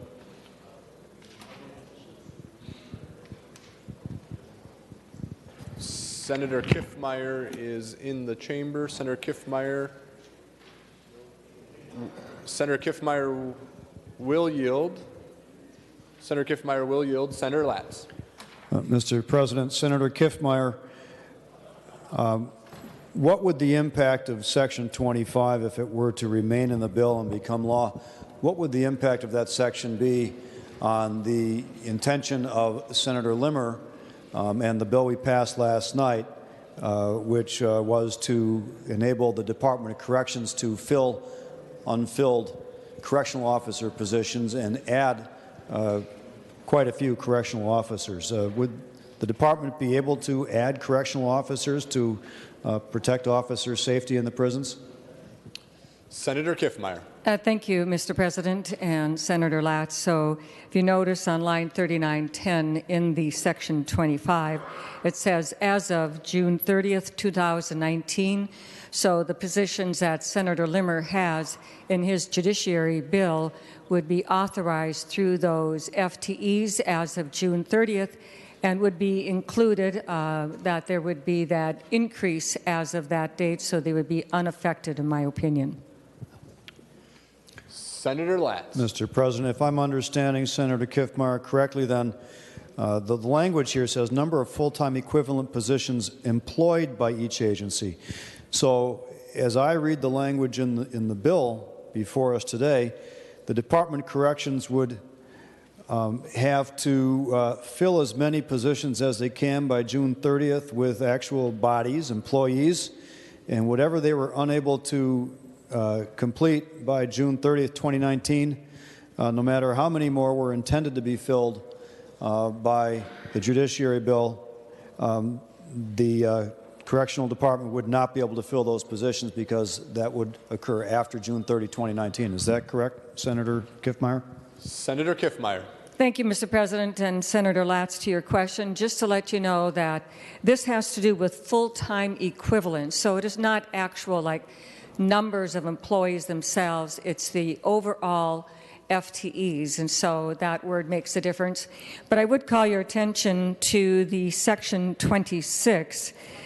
There is some language in Section 26 that we may have a technical correction for that, because I think the intention was to include that also in Section 25, but it appears that it's only in Section 26, and so that's being drafted to help make sure and to clarify.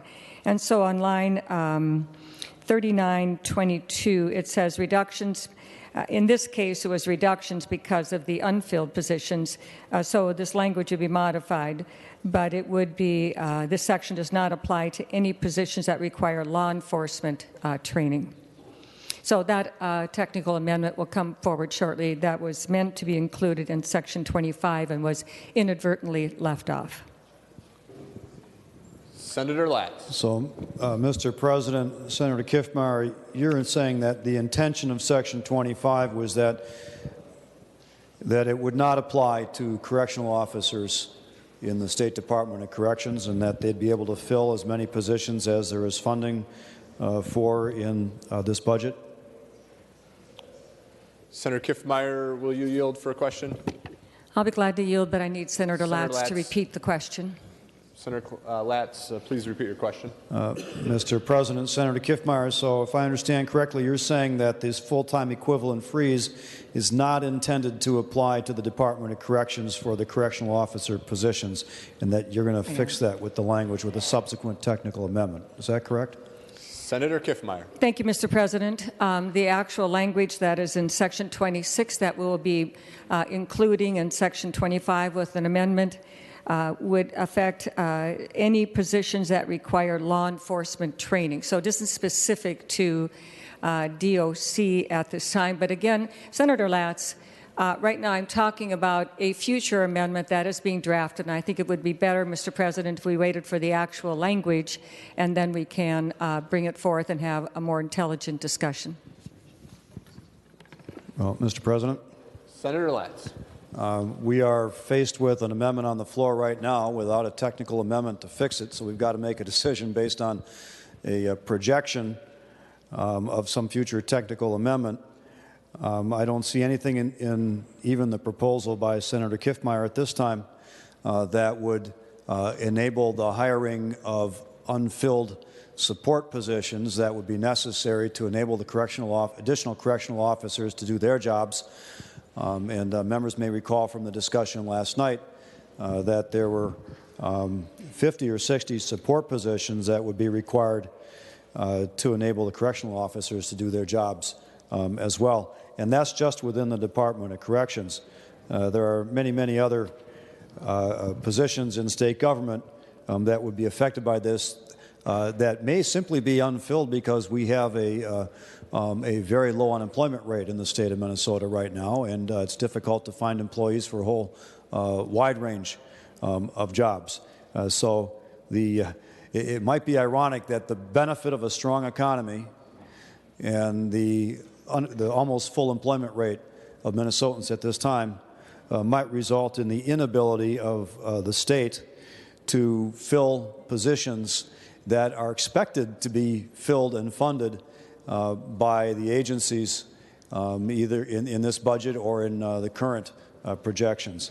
Well, first of all, this provision, I'm sorry to see, is just not ready to go. Section 25 is not ready to go to become law. But we certainly ought to support Senator Kent's amendment to get rid of it, and then we don't have the problem in the first place. Further discussion on the amendment. Senator Kent. Thank you, Mr. President. And I appreciate Senator Latz helping really bring to life the issue in this particular area. And I appreciate that there is intent in trying to make this change with law enforcement, people with law enforcement training.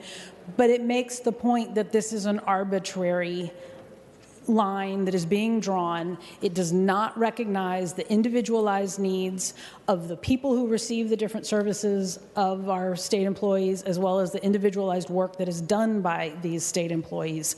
And here we are, we're pushing the 1st of May. If positions are posted and 2 months later we don't have this, they're not there, we're done for 2 years, and we have no flexibility then for our state agencies to meet the needs of the people of Minnesota. It is arbitrary. It is using an axe, and if we have meaningful ideas about how we ought to right-size our staff, then let's have a meaningful and detailed conversation about that. But just drawing lines on the calendar or drawing lines with flat number cuts, that does not recognize the reality of the situation of the work that needs to be done for the people of Minnesota. So, as I said, and as we often say about legislation, this is not ready. This is not ready for prime time, and I encourage members to support the A34 amendment. Discussion on the A34 amendment. Senator Kiffmeyer. Thank you, Mr. President. Mr. President, I will ask members to not support this A34 amendment. It is the intention of Senator C.O.R.E to, after the language is drafted, to amend Section 25 as he originally intended. Thank you. Senator Kent. Thank you, Mr. President. I would request a roll call. Roll call has been requested. Roll call granted. Seeing no further discussion on the amendment, the Secretary will take the roll.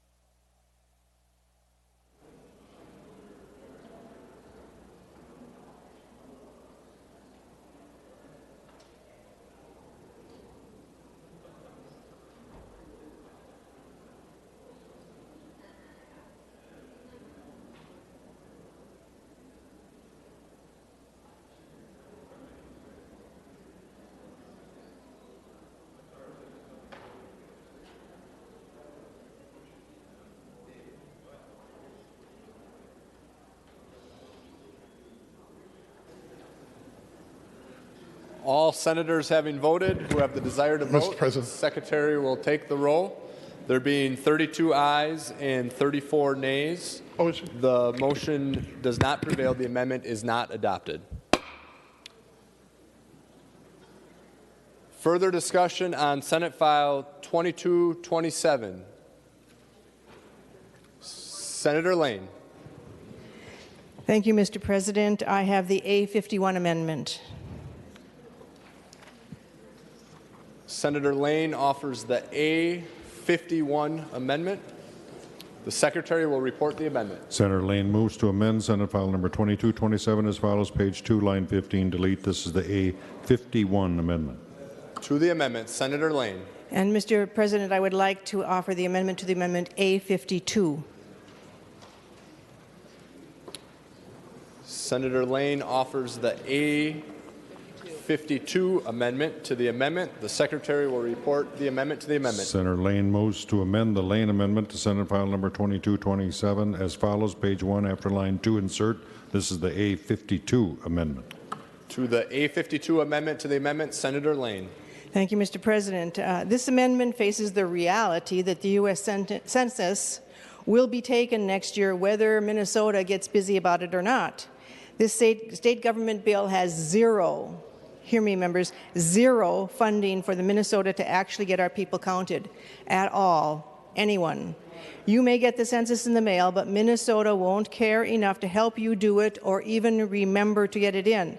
Other states will be out there with people to get everyone counted, cities counted, organized to get it done, but not us. This state government bill not only doesn't provide the funding for the census to work, but it also cuts funding to the Department of Administration, who carries the responsibility to do it. And then we expect them to find a Band-Aid somewhere to do the census work. Governor Walz put $1.6 million in his budget to do the census work. And so this amendment finds and appropriates the $1.6 million to the census count. We're just beginning to gear up with complete count committees in cities and counties across the state. As you know, the census is crucial for several reasons. Minnesota has had 8 or more representatives in the U.S. House of Representatives for a century. But last time we only had 8,739 people that allowed us to keep our 8th seat. If we don't count everyone, we will lose a seat. And we also use it to set our own legislative districts here in Minnesota. Federal funding is number 2 point. It's often allocated according to the census count. $150 billion has flown to Minnesota over the last 10 years based on the count of the census. Every one missed person could mean a forfeited $15,000 to $28,000. Census data helps plan where our road funding goes, where hospitals go, where senior centers go, where emergency centers go, and all these things are needed to best serve our changing populations. We need to know where they need to be. And businesses need to know.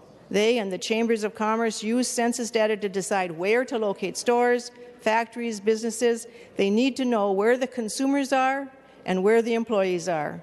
We need a coordinated campaign of people working to ensure that our residents know the importance of filling out the census form completely and accurately. The CEO of Blandin Foundation, who's a co-chair of the work, says one of the keys for ensuring a full count will be accurately counting rural Minnesota. This is serious business, Mr. Chair. We want to stake our claim on our fair representation and on our fair allocation of resources. This amendment provides the resources to do that. And I would ask for a roll call. A roll call has been requested. A roll call will be granted. Members, we're on the A52 amendment to the A51 amendment. Senator Kiffmeyer. Thank you, Mr. President. Thank you, Senator Lane, for your comments. But members, I do not accept the amendment, the A52 amendment. Thank you. Any further discussion on the amendment to the amendment? Seeing none, the Secretary will take the roll.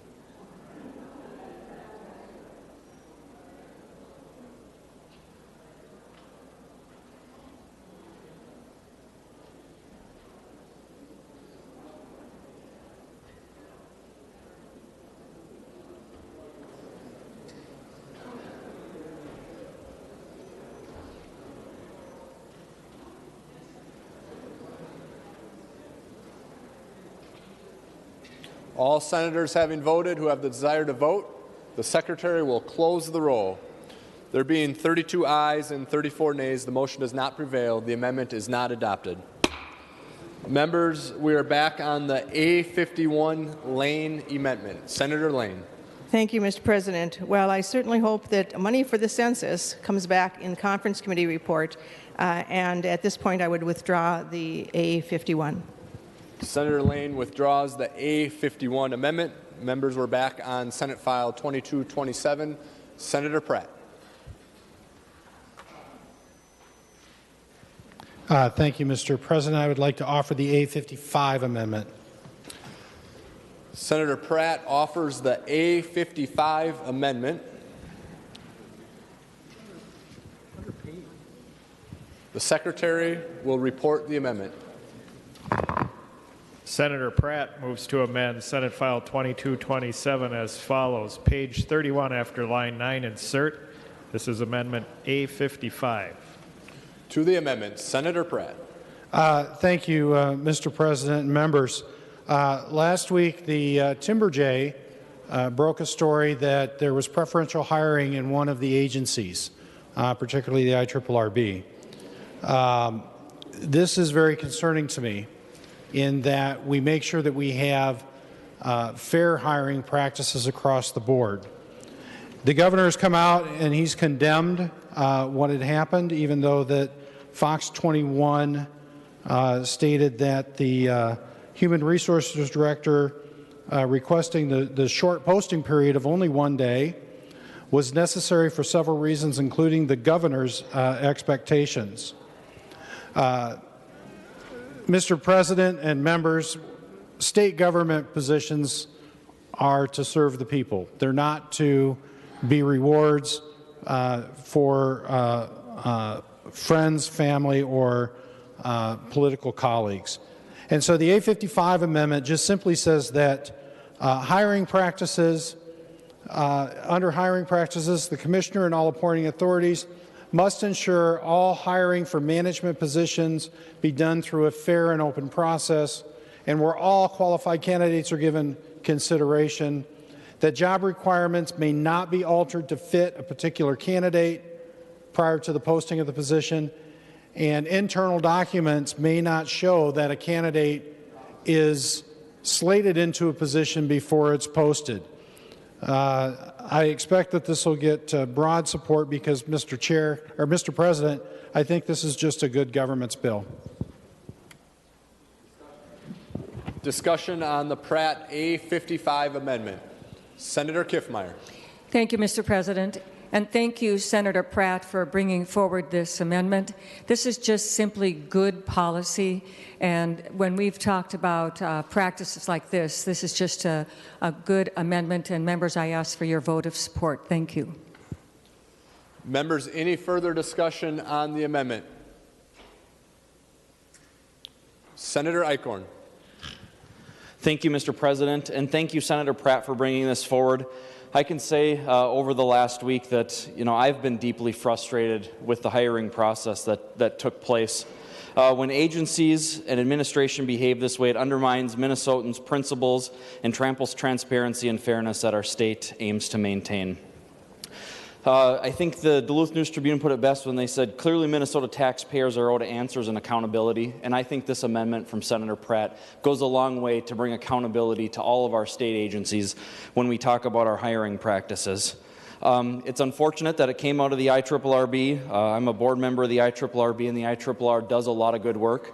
Unfortunately, over the last couple of weeks, I've had comments come back that I don't like to hear because I believe in the work the agency does, and those comments are the good old boys club is back, the IRRR is up to his old games, and that's just not the case. And so I was very disheartened to see that, but I think this is a good step. It's a good government accountability piece, and I would encourage members to support this so we can put our state in the right direction, and hopefully we can get to a point where we can move on and have a fair and open process for all Minnesotans at all of our agencies. Thank you, Mr. President. Members, we're on the A55 amendment. Seeing no further discussion, all those in favor say aye. Aye. Opposed say no. The motion prevails. The amendment is adopted. Members, we're back on Senate File 2227. Senator Hur. Mr. President, thank you. I have a, an A46 amendment. Senator Hur offers the A46 amendment.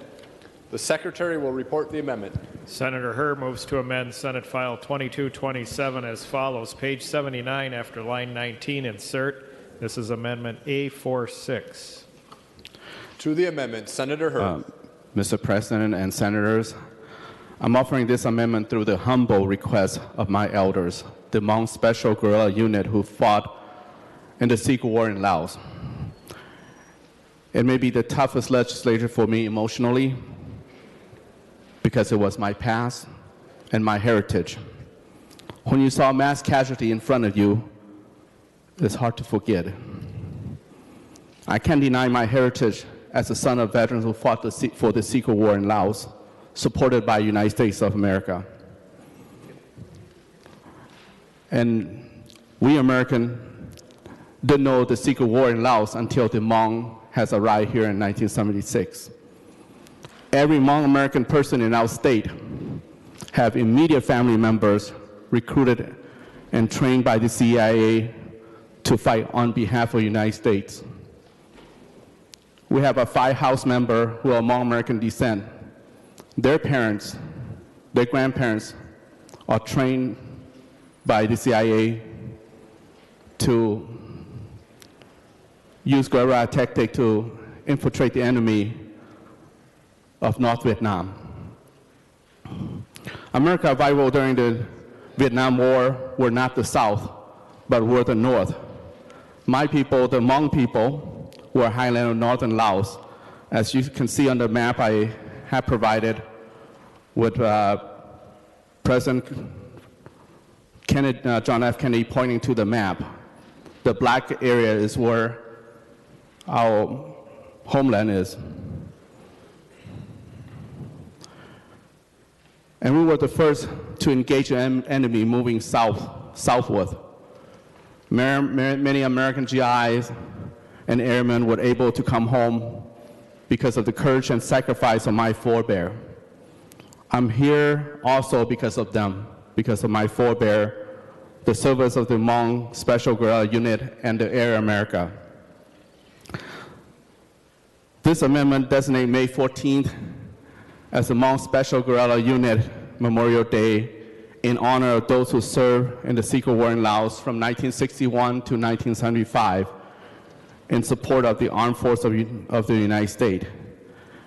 May 14, 1975 has historical significance to the Hmong community, being the last day of airlift evacuation of officers and their families, and the day General Vang Pao, the leader who was supported by the CIA, left our homeland and his people make their escape to refugee camp in Thailand and later to America to start new life. And today I'm proud to be an American and I'm proud to be a Minnesotan.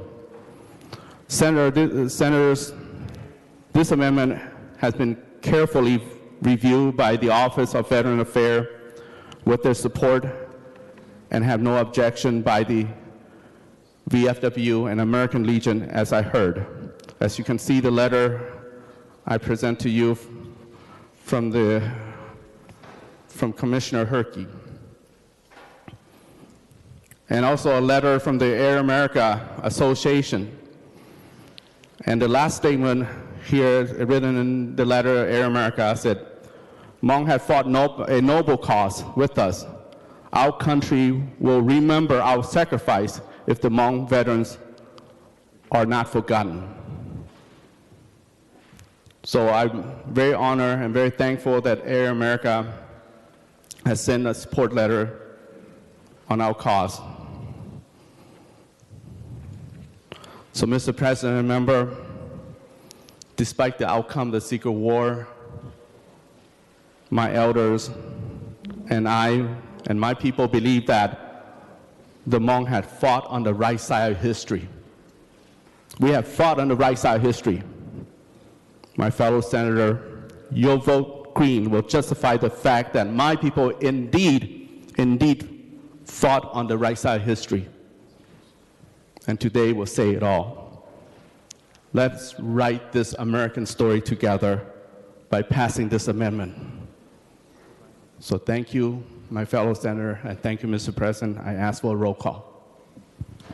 A roll call has been requested. A roll call will be granted. Discussion on the amendment. Senator Pratt. Thank you, Mr. President. And Senator Herr, thank you for that really moving summary. You mentioned a couple of things, and let me just reiterate what you said, Senator Herr, but maybe a little bit differently. I'm proud that you're an American. I'm proud that you're a Minnesotan, and I'm proud that you're my colleague. And I'm proud that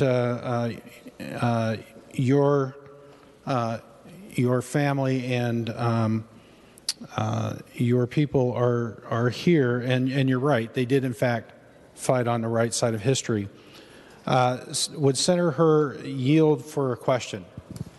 Senator Herr will yield. Senator Pratt. Thank you, Mr. President. Senator Herr, have you, I'm new to the Council on Asian Pacific Minnesotans. Have you reviewed this proposal with the Council on Asian Pacific Minnesotans? Senator Herr. Senator Pratt, thank you for your question. I have talked to the director of the Asian Pacific Council and some board member, and they did express their support verbally, and they did say they will communicate with the majority leader and minority leader about their support. Although, being that this is a veteran relay issue, I have not got the written statement, but it has spoken to me directly on that issue. Senator Pratt. Well, thank you, Mr. President and Senator Herr. Well, I did, in fact, reach out to the Council on Asian Pacific Minnesotans, and this really hasn't been discussed at the Council. And quite honestly, that's one of the reasons why we, in fact, have this Council, that they should be working with communities as a liaison to the legislature and the governor on affecting public policy on these very types of issues, because I believe their concern, as they've expressed it to me, is that while we appreciate the sacrifice that the Hmong have made, that it might be viewed as unfair by some of the other groups that fought along in the secret war. And I can only attest to the pride. When I was at the unveiling of the Hmong Lao Memorial, I believe that was 2016, I met some of the veterans that you talked about, and they are very proud of their service, and they're very proud of this country, and I'm proud to have them here. But Senator Herr, I don't want to necessarily honor your community and maybe feel like I'm treating someone else unfairly. And so, Senator Herr, what I'd like to do is ask you to withdraw your amendment, and with my promise that we will put this on the agenda of the Council for Asian Pacific Minnesotans and take it up at our next meeting. And let's get that input back to the legislature so that we can do this collaboratively and with the full support. Senator Herr. Senator Pratt, Mr. President, I appreciate the offer, but this legislator has been in the queue for the last 3 years, and I have been waited this long, and we have passed so many other days to recognize veterans. We passed the atomic bomb veterans. We passed General Wesley Day. We passed the Fort Chaplain Day. We passed so many other days, as I even give a list here. Veteran Voice Month, and yeah, so many other. So we pass a meal today, accept this day, and it's never been considered to be giving a hearing. So I think we have ample time. And I just want to say this, that I value the legacy of my elders, my forebear. And if the door is not open today, this would be the last time that I will present this on the floor. Because I value them highly, I'd rather not be this like a kid asking for candy every single time for this. Because out of respect and honor, this is a matter of God and country, and a date we ask to honor them. They humbly come and ask us to honor them. I will open my door to recognize any other group of people that come and ask me to put legislation forth and recognize their service. I will be happy to be their champion for doing that. But for me to withdraw, I will not withdraw today, but perhaps this will be the last time that I will push this legislation forward. It's not that I'm surrendering, but because of the respect and the honor and the legacy, I want to hold my forebear in the highest. So thank you, Senator Press. Further discussion on the A46 amendment, Senator Champion. Thank you, Mr. President. I stand today to support the amendment that has been brought forward by Senator Hur. And I stand with him because I, too, appreciate the sacrifice or the sacrifices of the Hmong community and the veterans and the elders.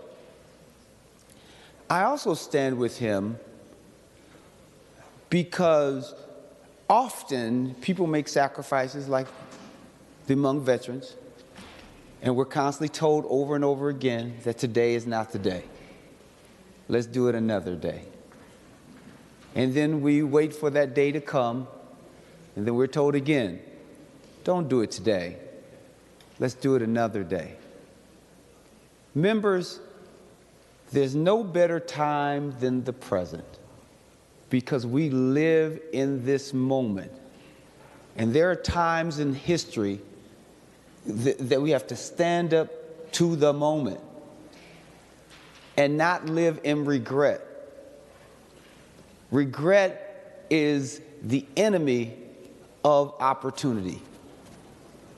And I'm committed to honor our Hmong community, its sacrifices in the war, the dangers that they faced, and the Hmongs fought a noble cause with us. Today is our opportunity to say thank you, and for it to be remembered. There's something about history, because even when our Maker calls us home one day, and we are no longer enjoying the sunshine and the great state of Minnesota, that we would hope our young people will know of the great sacrifices of the Hmong community and the elders, because they can look back on a day that has been set aside in order for us to pay appreciation and to applaud those who made it possible for us to stand here today. I too love history and all of its good, bad, and ugly, because in that history there was an opportunity created for me to have a better life, for me to stand on the shoulders of the many different people and the unnamed people, the faces that we can never say that's such and such. But it is those unnamed people that we see sometime in old photos where we know that they were making a sacrifice for us. And to remember their sacrifice, I believe, is something that we should do so that they are not forgotten. And we should support this amendment. And the last thing that I'll say, because I'm one who believes that one should never stand too long in order to make a point, but to show where there is parallelism and also opportunity to also see someone else even in your own struggle is what we all should embrace. I took my sons on a trip to the South. We went to the Edmund Pettus Bridge because we went to various museums so that they have an opportunity to understand that they can go in the front door of a store or try on a pair of True Religion jeans in any store is because someone sacrificed for them.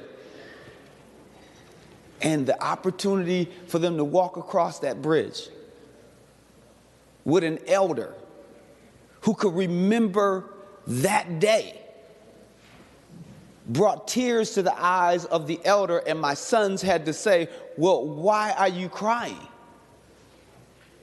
And he turned to them and said, it's because we're making this journey and we're walking across this bridge, not just because it's a nice day, but because we're paying homage and respect to all those who sacrificed.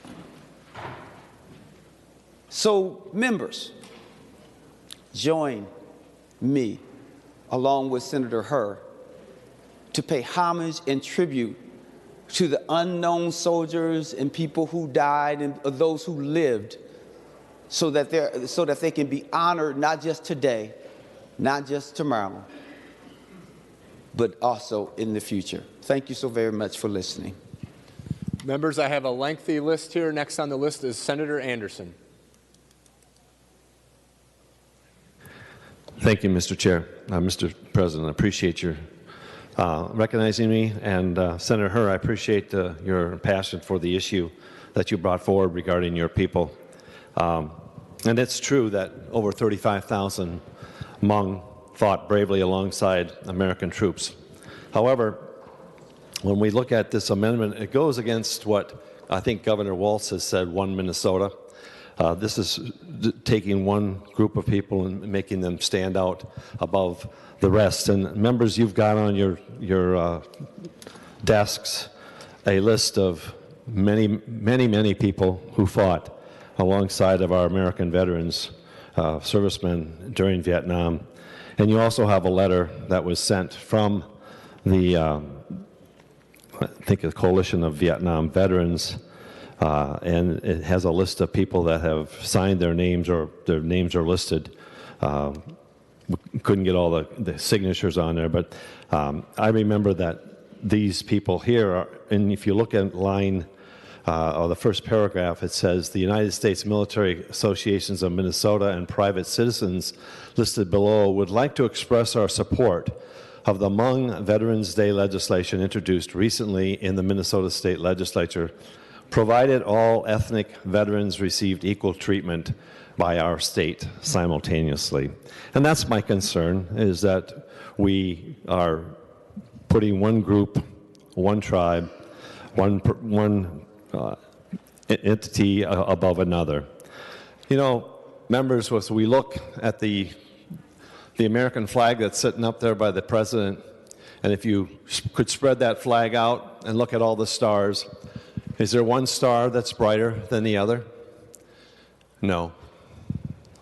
Each state is looked at individually as just as important as the other. And so we don't, as Americans who have come to this country, who've migrated here, who've ended up here, maybe because they weren't necessarily wanting to come here, but because of circumstances where they lived, they were looking for freedom. They were looking for liberty. They were looking for a new chance on life. And I think that as much as Senator Hur has passion for his people, I think we should have the same passion for others who fought alongside. And you look here, it says there were the Kampuchea Krom, there were many highland groups known as the Montenegards, the Republic of Korea, the Royal Lao Armed Forces, the Laos Special Guerilla Units, Australia, New Zealand, the SAA, the Royal Thailand Armed Forces, Republic of Vietnam, the Philippine Republic, and the Khmer Republic Armed Forces, all of whom lost members fighting for freedom against communist aggression during the Vietnam conflict, as did the Hmong and the secret war in Southeast Asia. Minnesota has welcomed many of the surviving veterans to our state, and we appreciate or we are appreciative, I should say, of the contributions they have made. And if you talk to other veterans who have fought in other wars, just recently, Afghanistan, Iraq, Kuwait, there are many of those countries who would like to or ethnicities who would like to themselves probably be recognized as being a part of their contributions to our great state, not only the state of Minnesota, but of the United States of America. And so I know that the Hmong deserve their recognition, as Senator Her graciously has brought this amendment forward. And I believe that we should also, in turn, recognize others that have fought alongside them. And so I, Mr. President, would like to bring the A11 and amend his amendment. A111, I'm sorry. Senator Anderson offers the A111 amendment to the amendment. The Secretary will report the amendment to the amendment. Senator Anderson B. moves to amend the Her amendment to Senate File 2227 as follows, page 1, line 3. This is Amendment A111. To the amendment, Senator Anderson. And I also would like to have a roll call. Roll call has been requested. Roll call will be granted. Senator Anderson. Thank you, Mr. Chairman. Again, I would like to point you back to the two articles that I put on your desk. There are days recognizing Vietnam War allies, the Kampuchea Krom, the Royal Lao Armed Forces and Special Guerrilla Units Vietnam veterans, the Cambodian Vietnam veterans, the Republic, the Thai Vietnam, the Australian New Zealand Armed Forces and Veterans Day, the Republic of Korea, the Canadian Vietnam veterans, the Philippine. I mean, we could make them all special days for each one of them with a special day to recognize them throughout our whole state on a special day. You name the day because they've already put a name and a date down there. I think that in the bill itself that we have before us, Senate File 227, in our bill we have the American Allies Day, and we wanted to recognize everyone that has fought alongside our military veterans and not to slight them in the least. So members, I would just like you to take an interest in this and consider accepting the amendment, because the amendment talks, as it's been very well detailed out, many different groups that came alongside our military during the time of our conflict during the Vietnam War. And so with members, I'd stand for questions, or if there's others that would like to comment, I'd appreciate it. All right, members, we're on the A111 amendment to the amendment. I have a list of several names on the underlying amendment, but to the amendment, Senator Her. Senator Anderson, thank you for your amendment to my amendment. I would say, let me be very slow and carefully what I say. This amendment is good as a standalone by itself, but not to my amendment. So if it's not an amendment to my amendment and it's a standalone amendment, I will support it. I will support any recognition of Veterans Day for all people of any kind, any group in our state, Minnesota, and in our country. But if it's just to delete my amendment, I will not take that as a friendly amendment.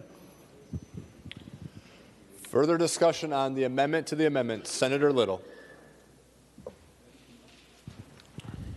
Mr. President, I would just rise to a point of order, and I would say that the amendment to the amendment is not germane to the underlying amendment. I'll be citing section, I believe it's 402, paragraph 5, that says that an amendment to the amendment must be germane to the amendment as well as the underlying bill. So this is clearly a significantly, substantially different thing than what Senator Her is trying to accomplish by specifically recognizing the contributions of the Hmong people in the secret war.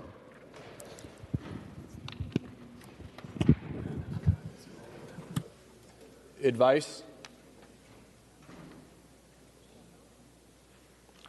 Senator Pratt.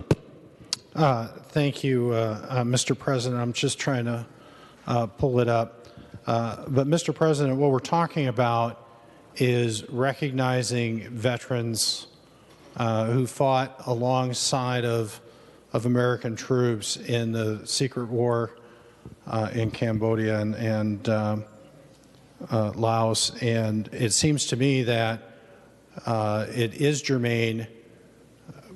As far as I can tell, the effectiveness of what effectively is the difference, as Senator Little pointed out, is whether or not we honor one group or all the groups that fought alongside our troops, and therefore I would say that the amendment is germane, and would ask you to rule Senator Little's motion not well taken. Further advice, Senator Frentz. Thank you, Mr. President. Will Senator Pratt yield for a question? Senator Pratt, will you yield for a question? Senator Pratt will yield. Senator Frentz. Thank you, Mr. President. Senator Pratt, what is the difference in the amount of honor that we will bestow on the people in the Anderson Amendment if it is separated, as Senator Herr requested? Would we not give the exact same amount of respect and honor to all these people that contributed to our Senator Frentz, military effort? You're providing advice to we're on a point of order right now, so you can provide advice to the President, but we're not questioning the amendment at this time. Thank you, Mr. President. I'd like to provide some advice. This substantially changes what Senator Herr is trying to do. Senator Herr is here asking for honor and respect for these veterans. The amendment waters down, dilutes, and greatly expands what Senator Herr is trying to do. Thank you, Mr. President. Further advice, Senator Little. Thank you again, Mr. President. I just wanted to reiterate the rule, and I assume you've got it again, Section 402, Paragraph 5, that's on page 273 of Mason's, that an amendment to the amendment must be germane to the subject of the amendment as well as to the main question. And our own Senate rules then state that the amendment has to be substantially related to the underlying amendment. I would ask the President look to 2.1 of the amendment that Senator Anderson has provided, and it quite literally deletes the words Hmong history and replaces it with something else. The entire objective of Senator Herr's amendment is to honor the history and the contributions of the Hmong people in the secret war. So this literally changes the underlying the reason for the amendment. So thank you, Mr. President. This amendment to the amendment is not germane. Further advice, Senator Kent. Thank you, Mr. President. I also rise to support what has been said in terms of this amendment to the amendment not being germane to the underlying amendment. And I would use an analogy that we're probably all pretty familiar with here. We routinely and very somberly and appropriately memorialize fallen officers or veterans with highway designations and naming bridges. And if someone were to come in and offer an amendment to that to say, no, we don't want to name it after this particular individual and that individual's contribution and sacrifice. We want to name it after all the police officers or the law enforcement officers or the veterans in this particular community. It would substantially change the purpose of the original legislation that was being proposed. And so I think Senator Herr's point is exactly correct. There is nothing wrong with the amendment that Senator Anderson has offered, but it is not germane to the underlying amendment, and it should be considered separately. Thank you. Further advice, Senator Pratt.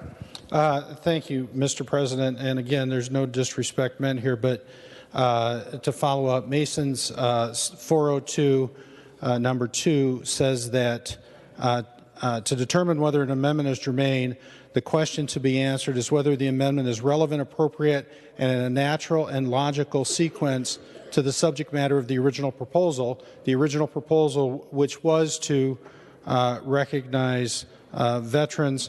And to Senator Little's earlier point, paragraph 3 says that the amendment may entirely change the effect or even be in conflict with the spirit of the original motion or measure and still be germane to the subject.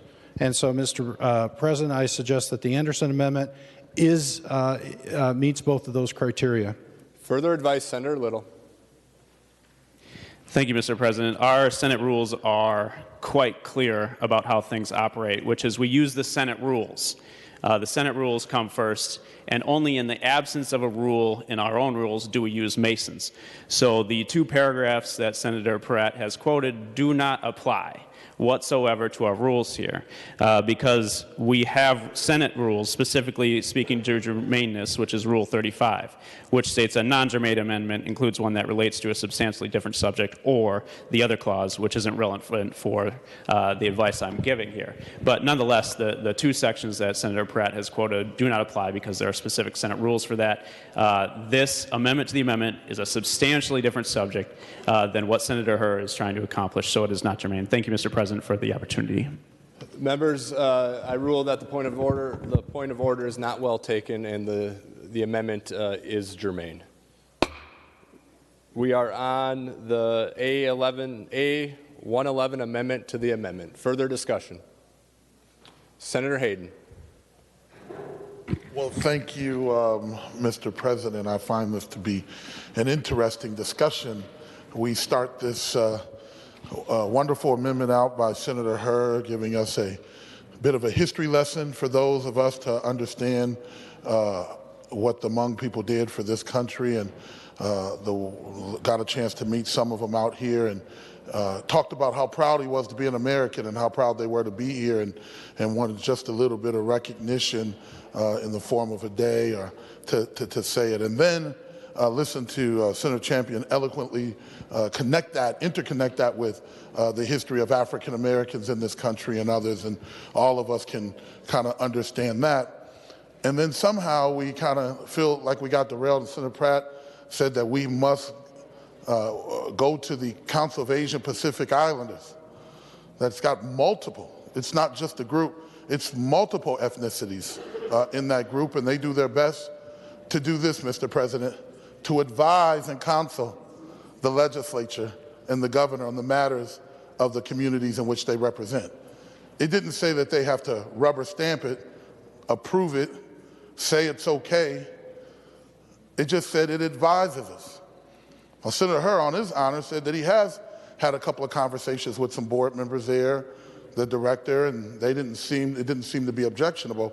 But they also didn't go out and campaign hard amongst their folks and get an election certificate. Senator Hur has.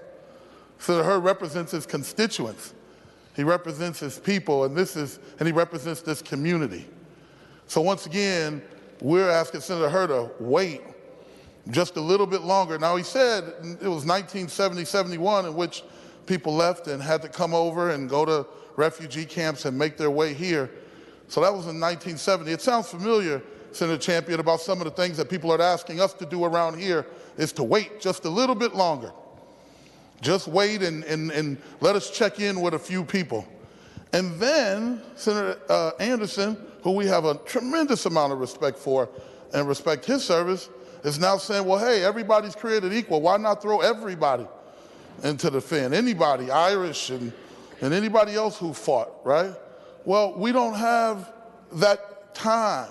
Senator Hur has said these people. He's bringing it on behalf of these folks. It's well documented. This is their time and this opportunity. Senator Kent talked about, well, we don't do that for anything else. We don't say, well, everything is just equal, so we must throw it in. If that's the case, then every single holiday that we would have, it would just be holidays for all people. Right? We just came back from an Easter Passover break. Ramadan starts here really soon. We're not having a Ramadan break, right? And the reason for that is because we have not gotten to a point in which we said that everything is equal. We're not saying that every single holiday, every single folks are equal. We designate things that we believe are important. We designate issues that this body, when people get elected, have brought forward. And if we do that, if a member does want to bring that, I think that would be wonderful and we'll have the debate. But that's not the point of it. Today, Senator Hur has said, listen, This is important. He's given you the understanding. He's given you the history. We shouldn't have to go to ethnic councils or anybody else to rubber stamp this issue. We should respect Senator Hur and the history of his folks and move forward. Thank you, Mr. Chair. Further discussion on the amendment to the amendment. Senator Lane. Thank you, Mr. President. I serve on the Council of Asian Pacific Minnesotans, and I have done so for about 7 years now, so I know some of the stories behind the stories, and I fully support Senator Hur's bill here. There are, like, I think it was said that 35,000 Hmong were served in the secret war in Laos during the Vietnam War. They are asking to be recognized for their sacrifices in a war that nobody knows about. And they are here in Minnesota. No other state has as large a contingency of Hmong Americans as we do. I believe for the contingency that the CAPM represents, they're at about 25% of the Southeast Asian minorities in Minnesota. 25%. We are not talking about equality. We're talking about equity.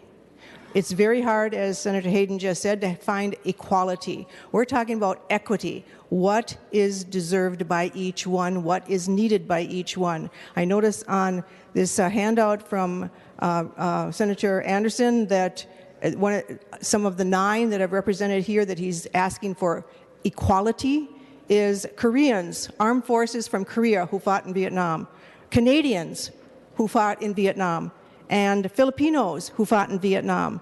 This is grossly different than the Hmong who fought in the secret war in Laos and then were left behind by us.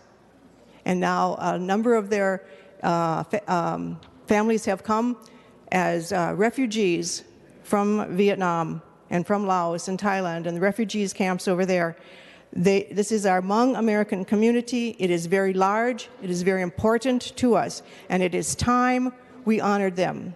Now, these are people of integrity and character who say, we asked you once, we asked you twice, we asked you 3 times. We will not beg. We will not ask again, because that makes us beggars, and we are too tall and too strong to be seen as beggars. We will not ask again. Please, do not vote for this under this amendment to the amendment, because it diffuses out a very important thing that we need to do, which is to honor our Hmong American community here in Minnesota. Members, we're on the amendment to the amendment. Senator Jensen.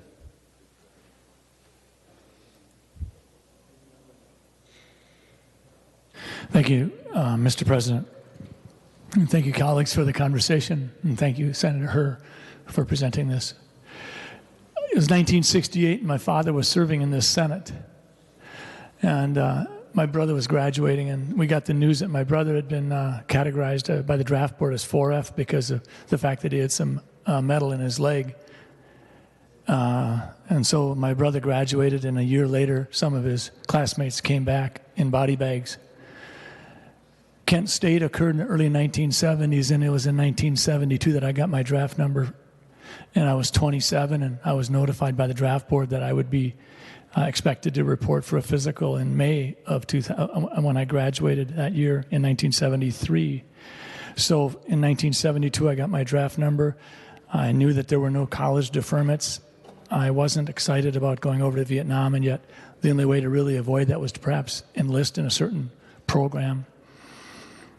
I chose to wait, and in January of 1973, I was at a basketball game when they stopped the game and announced that Kissinger had successfully negotiated a lasting peace treaty, and that 3 months later that was signed. It was about 5 years later that I began in my medical career to start seeing Hmong patients 2 blocks north of here, when I was doing my training at Bethesda Hospital. And I heard many stories of the terrible things that had happened, not just in the Vietnam War, but from January of 1973 to May of 1975, when our country started to withdraw, and it was a truly ugly time. Fast forwarding, the Hmong people became very important to me, and for 6 years my practice was in St. Paul from 1978 to 1984. Senator Herr, the difficulty that I have had with your amendment is that I don't want to slight a group that we're not going to mention. And yet I keep coming back to the fact that in an effort to not overlook someone, would that be enough of a reason to not support Senator Herr's amendment? So having said all that, I think Senator Herr's amendment allows for other groups to be recognized as they might need to be recognized. And so I will oppose this amendment so that we don't circumvent the intention that Senator Herr has put forth in his amendment. Thank you. Further discussion on the amendment to the amendment, Senator Anderson. Thank you, Mr. President. I appreciate the opportunity to speak again. Just to have you look at the letter that came from the group of individuals that put their names on here. I want to have you look at the date on there. It says April 17th. And April 17th, if I could take you back to Vietnam, and a lot of us were just teenagers, maybe none of us, maybe we're in our early 20s or mid-20s, 30s. Just to let you know that a lot of people, especially the Cambodians, April 17th was when the United States left them behind, and that became the slaughter of over 2 million Cambodians. And so those people didn't make it out. And a lot of the people on the list didn't make it out. And there's lots more that we could put down here with dates to, and as you see the dates that are designated here for these individual tribes or entities that would like to be recognized. So I hate to get into a heated battle, and I would like to withdraw the amendment to the amendment. Senator Anderson withdraws the amendment to the amendment. Senator Matthews. Thank you, Mr. President. I believe that we've now reverted to the A46 amendment. Is that correct? That is correct. We're on the underlying A46 Herr amendment. So, Mr. President and members, at the beginning of this session, Senator Herr asked me to chief author this bill, this legislation for him. And I agreed to do that. I've heard some of the stories that he's shared, some of the stories that people from his community have come and shared. And I am very grateful to hear what they have shared about this. And I'd like to offer a proposal to to divide the A46 amendment and see if we can capture something that can honor the heart and the intent of what Senator Herr is trying to do today.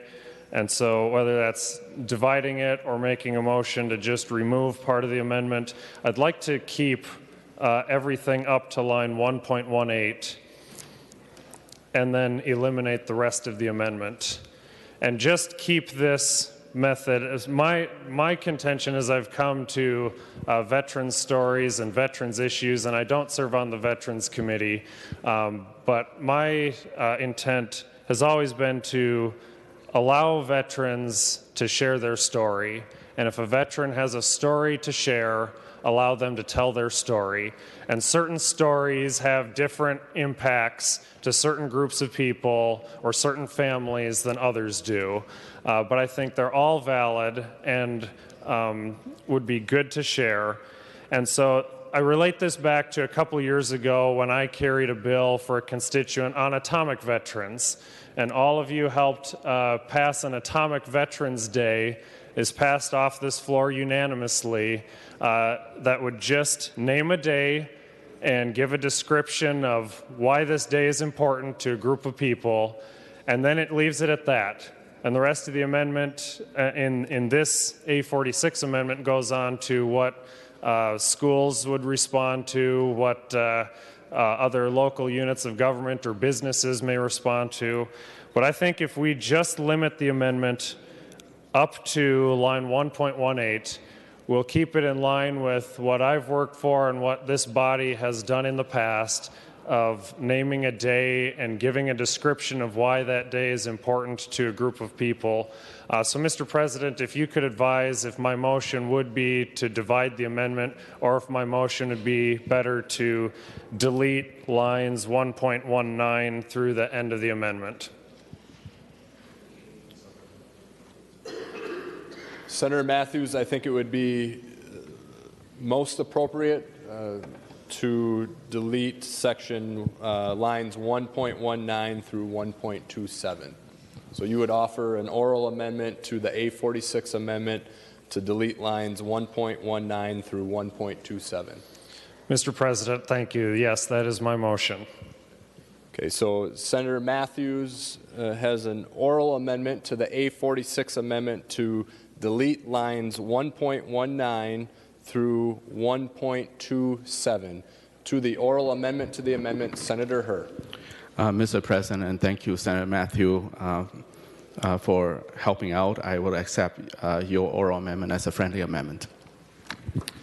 Any discussion on the oral amendment to the amendment? Senator Senjum. Mr. President, just looking at it, wouldn't you also delete everything after states in 1.8?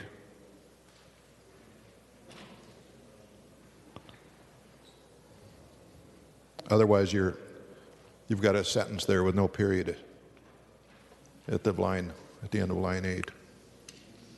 Senator Senjum, it's 1.18. Oh, I'm sorry. Okay.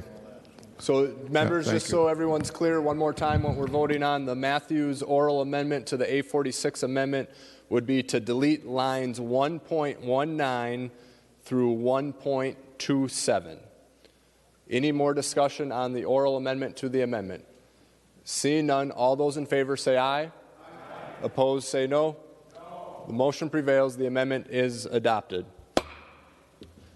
So, members, we are back on the A46 amendment as amended. Is there any further discussion? Senator Her. Mr. President, I'd like to withdraw the roll call. Senator Her withdraws his roll call. I had several members on the list. I'm just going to go right down my list to see if they still want to speak. Next on my list was Senator Frentz. He's not in the chamber. Senator Eaton. Thank you, Mr. President. I will be brief. I just wanted to stand in support of Senator Her and to say my generation in the 60s and 70s, I had friends and relatives come back from Vietnam, and some were involved in this secret war, which our own president was saying wasn't happening.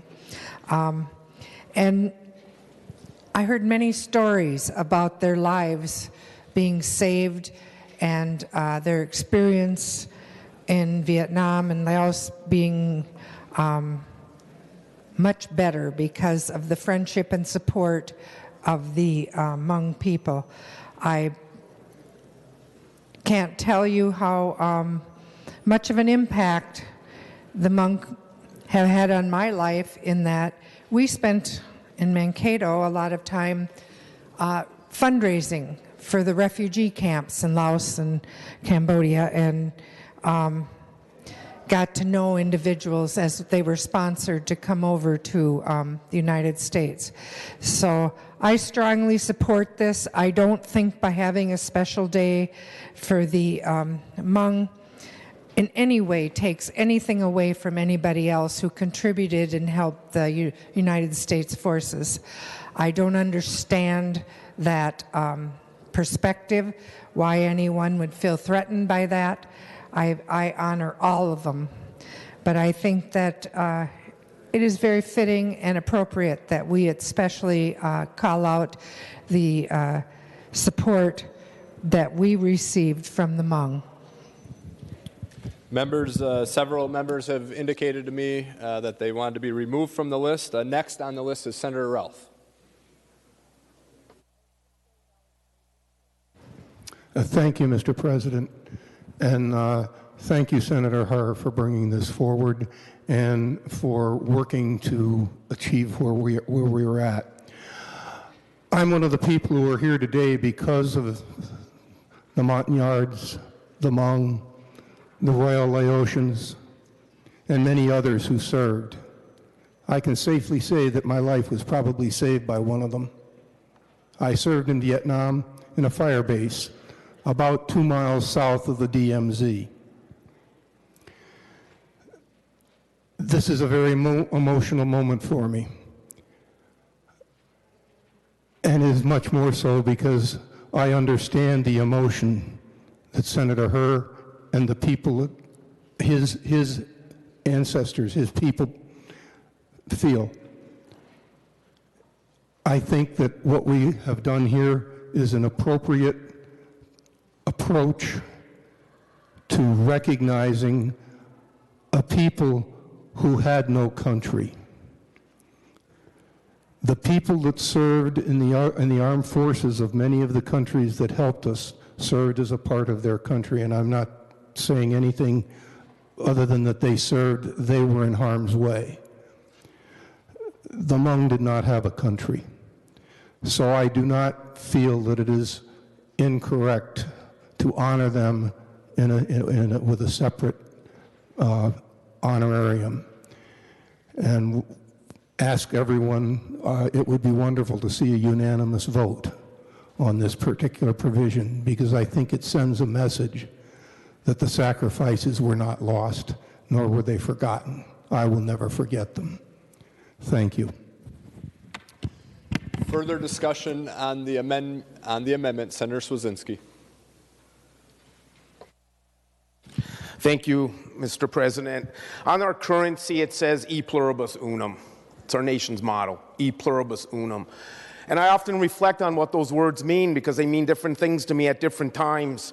But today what it means to me is Senator Hawj's bill isn't about standing above the American people, it's standing alongside the American people. Thank you, Senator Hawj, for this bill. Thank you, Mr. President. Further discussion on the amendment, Senator Kiffmeyer. Thank you, Mr. President. Senator Hawj asked me to speak in regards to my experiences with General POW and also many of the Hmong as well.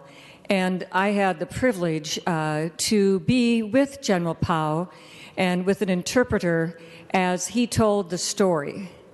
And it was a great privilege that I had to hear from General POW, to meet with him, talk with him, and all the clan leaders as well.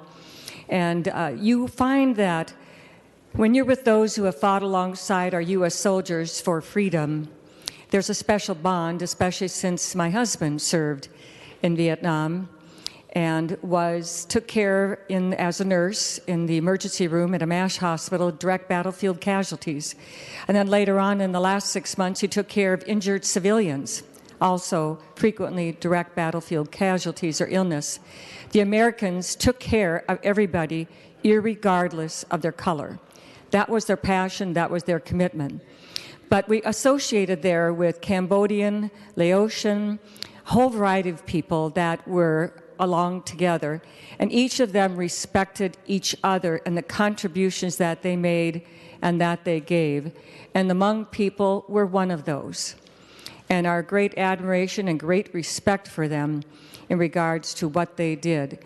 But I think it is really important, as we've heard today, and I appreciate the discussion, because it did bring to mind that long, long list of those who worked together with America in our fighting for freedom against communism, and the persecution and the dire straits that they were in due to communism.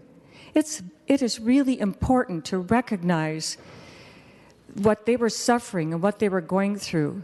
And those of us here right in Minnesota, we left safety and comfort to go over to another country and help them. It was not a very good feeling. This was not a classical war like you think of World War II. but it was a very difficult one. And my heart grieved as we know how many of them, as we wound down in our association in the U.S. in Vietnam, and the circumstances in that country and what they had to do. But the United States also did something that was really important. Those that came here received immediate citizenship to protect them, to take care of them, and to honor them.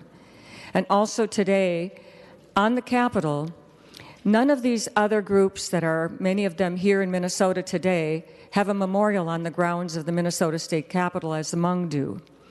And so it's really important for us that whenever we have this conversation, we must remember all who served together, all who helped the Hmong, who helped them, who served alongside them.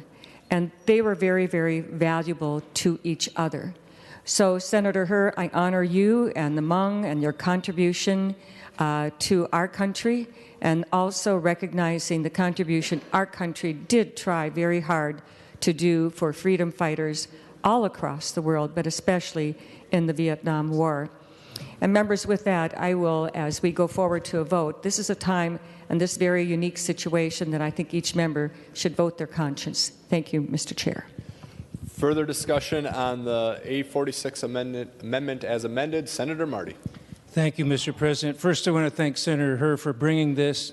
Our family and our church helped settle some Hmong families 40 years ago. We still have ties with, and two little girls we consider grandchildren are Hmong children. And I want to second what Senator Ralph said, that the Hmong population was a much different one than many of the others who helped. They were not fighting as part of their nation's military. They were fighting because they cared and they thought that was the right thing to be doing. And they have no country in the sense that most of the population of Laos was not supportive of them, and most of them had no choice but to flee, being shot at as they did. And I think many of us know Hmong families who were shot at as they were fleeing. But I wanted to also thank Senator Anderson for his generosity in withdrawing the amendment. I think there are many other groups, which he points out wisely, deserve our respect, deserve our honoring. But stepping aside to let this one through today, I think it's very appropriate for the Hmong population.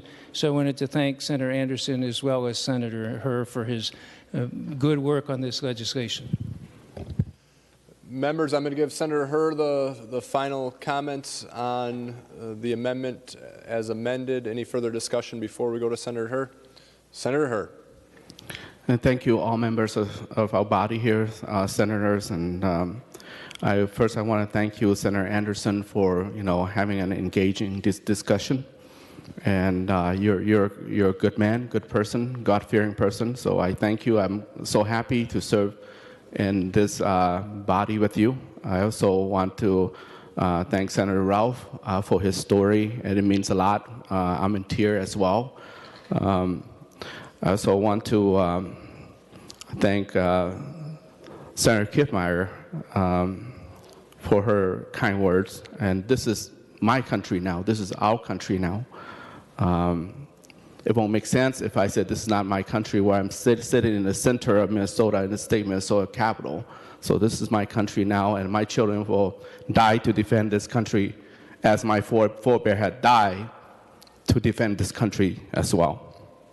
So thank you, Senator Kiffmeyer, for also bringing up mentioning General Vang Pao.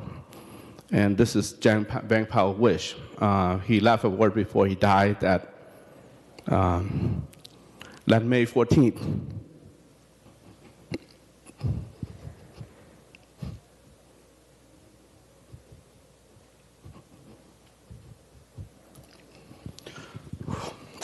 let May 14th be a day to remember his people.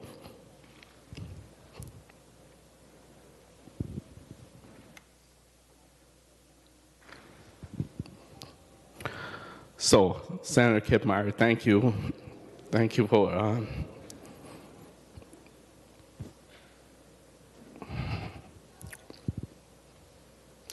just happy to be in the Minnesota, the land of blue sky water. Thank you very much. Members, we are on the A46 amendment as amended. All those in favor, say aye. Aye.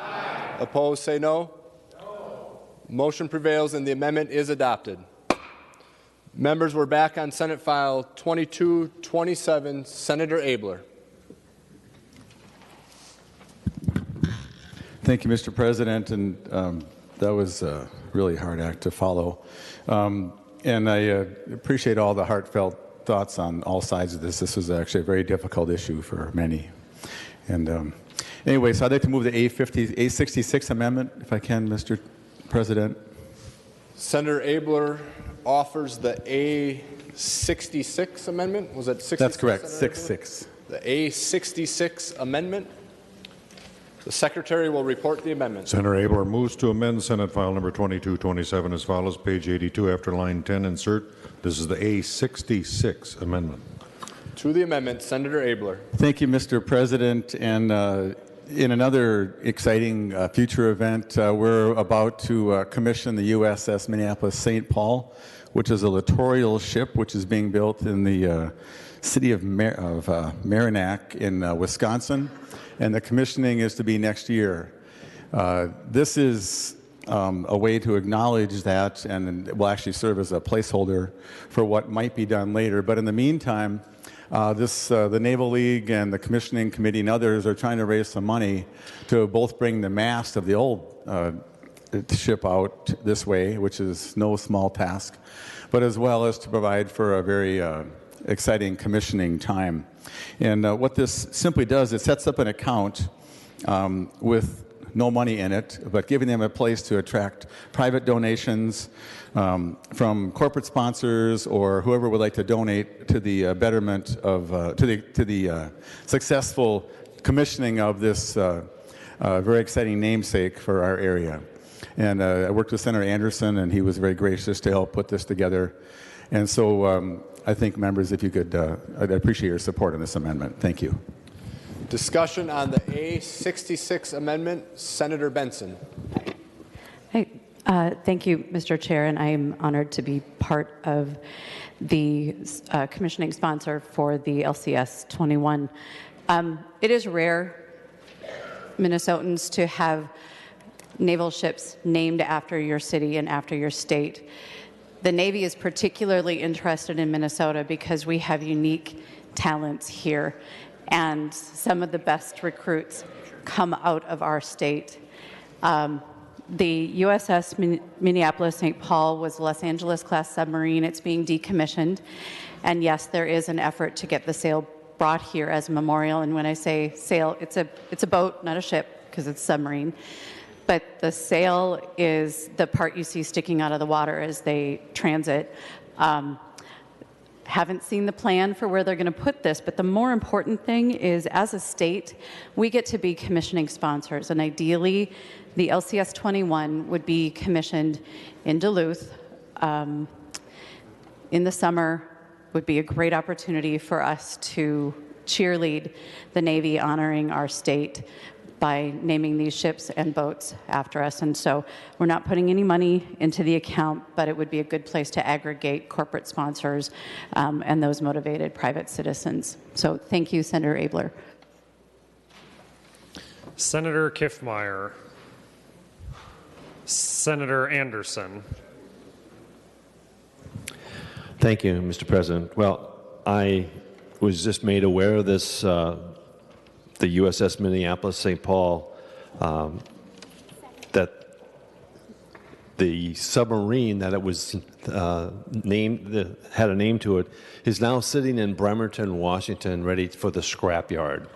And basically, what the Navy League here in Minnesota is asking, along with the commissioning service next year, is to bring back, and they call it Save the Sail. It's basically the conning tower and the mast of the submarine.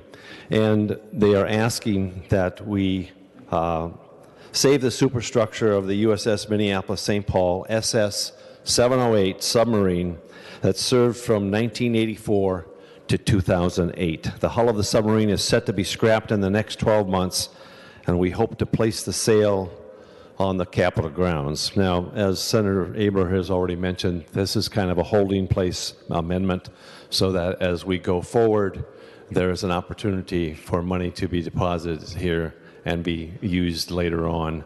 And we're hoping that that would take place. But we want to recognize the fact that the new littoral ship that's being in the process of putting together in Marinette, Wisconsin, will be floated from there to Duluth next year, and there will be a big commissioning service ceremony for the new USS Minneapolis-St. Paul. Thank you, Mr. President. Any further discussion to the A66 amendment? Senator Kiffmeyer. Thank you, Mr. President.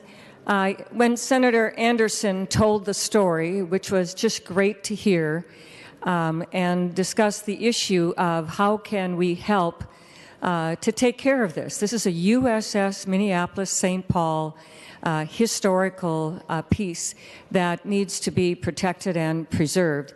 And the time was too short to do much anything else, but as we all put our heads together, the concept of this kind of account came forward. And so, Mr. President, I'm very glad to accept the A66 amendment to the state government bill. Thank you.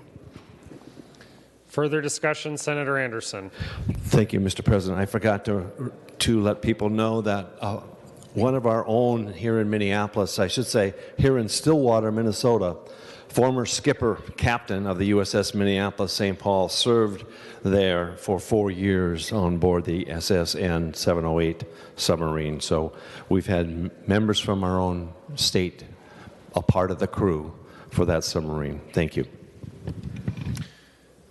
Any further discussion on the A66 amendment?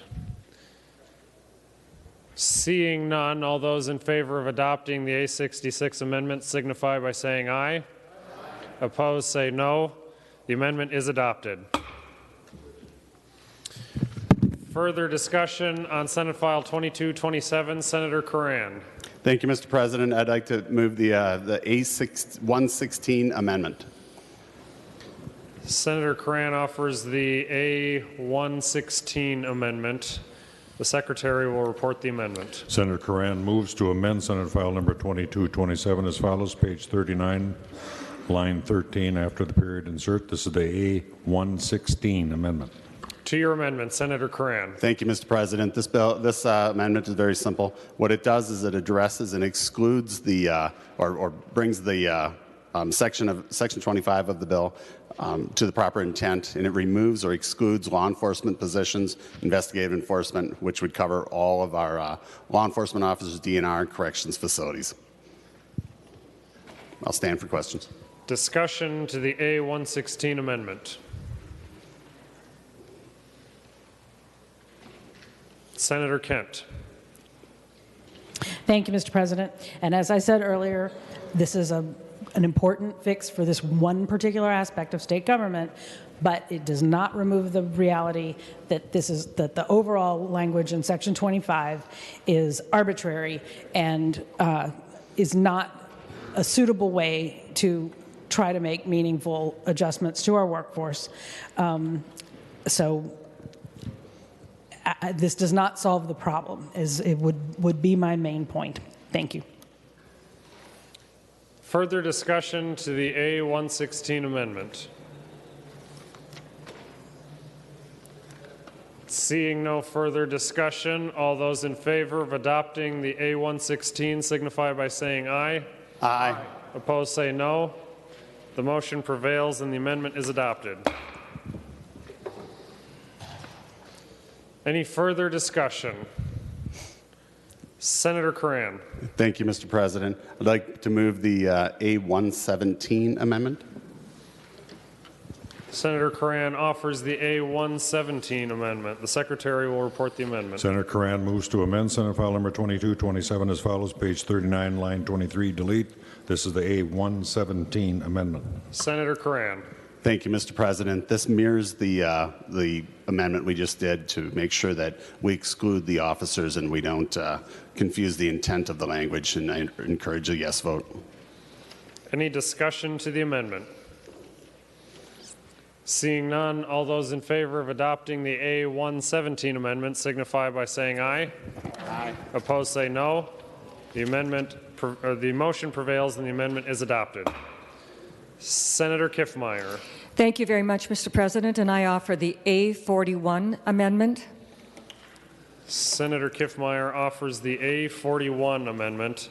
The Secretary will report the amendment. Senator Kiffmeyer moves to amend Senate File Number 2227 as follows. Page 19 after line 33, insert this is the A41 amendment. Senator Kiffmeyer.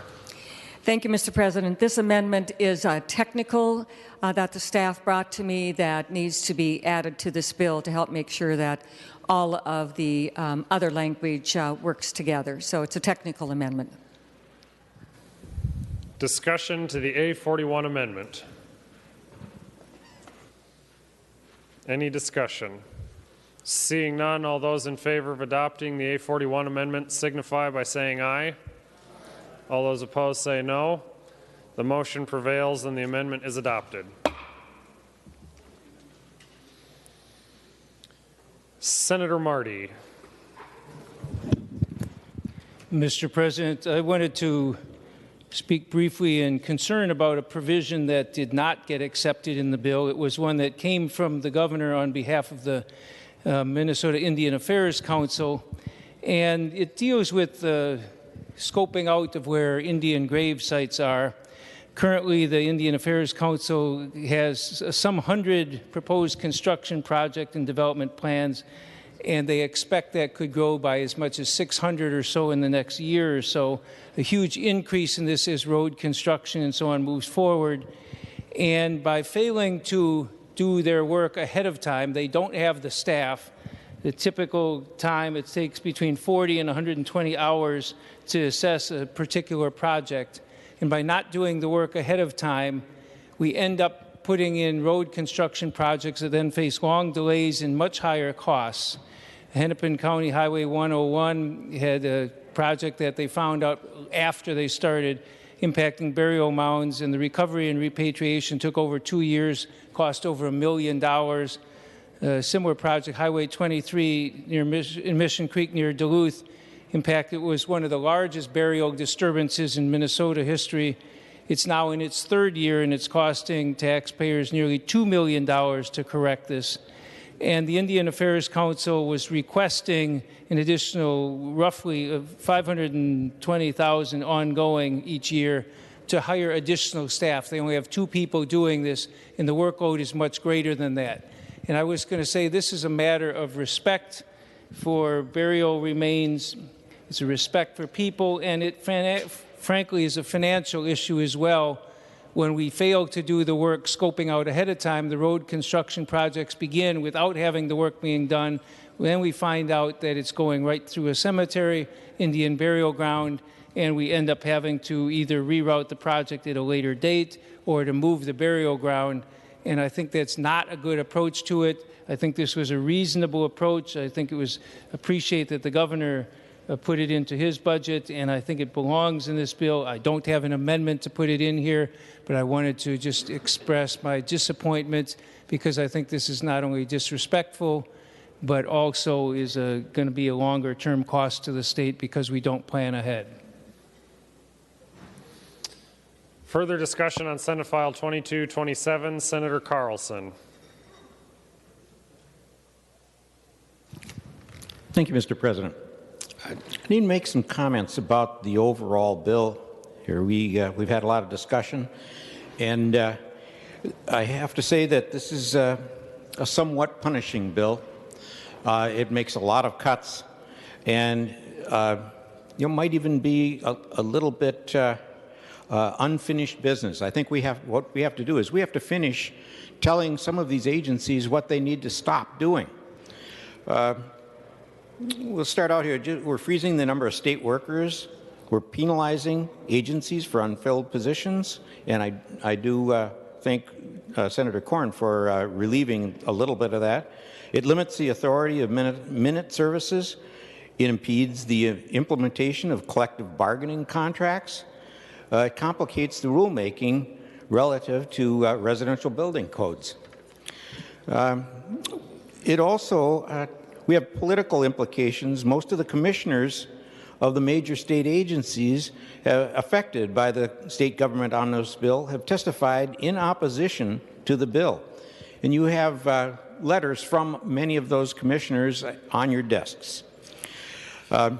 Specifically, Revenue Commissioner Byerly testified that the estimated that in addition to longer waiting periods for income tax returns and tax auditing services, the agency could lose funding from uncollected revenue due to the $11 million in operating reduction. I'll repeat a little bit what's on the agency letters here. The Department of Admin said that the funding cuts have a disproportionate impact on our agency, specifically the citizen-facing services. That's those that interact with the public. Acting Commissioner Poirier says that Article 3, Section 11 requires extensive inventory and risk assessment reporting. In the absence of the resource infusion needed to support the timelines mandated for these reports, this would significantly drain the security funding provided in the bill. The county attorneys who are relying on the Attorney General to help them prosecute difficult cases, these are probably mainly in greater Minnesota counties where they don't have the large staff that they do in the metro counties. The Attorney General's Criminal Division plays a critical role in providing assistance to county attorneys in difficult criminal cases when county attorneys need that assistance and seek it. The Department of Revenue, of course, I've said that before, that Commissioner Bowerly said it's extremely concerning to cut the governor and lieutenant governor's recommendation. All told, this bill represents an over $34 million cut to the appropriations that are needed to provide Minnesotans the same level of customer service they receive right now. The Commissioner goes on, and I won't read the entire letter, but goes on and said things like, should our customers wait longer for their tax refunds? We sort, open, process more than 2.5 million pieces of mail annually. Now, that's the work that we still need to do in this bill. Is I think what we're going to have to do is we're going to have to tell people and agencies what they can't do, what we don't want them to do. So I have a couple of other things I want to say also, and I think we have some handouts that need to be handed out. One of them starts out with the top of the page is U.S. Department of Justice, and this is a copy of page 50 of the Mueller report, and this is where it mentions by at least the summer of 2016, GRU officers sought access to state and local computer networks by exploiting known software vulnerabilities on websites of state and local government entities. GRU officers, for example, targeted state and local databases of registered voters using a technique known as SQL injection, by which malicious code was sent to a state or a local website in order to run commands such as exfiltrating database contents. This is what the special counsel found, and you can go on and read much of the rest, except that there are some things that are redacted on this report.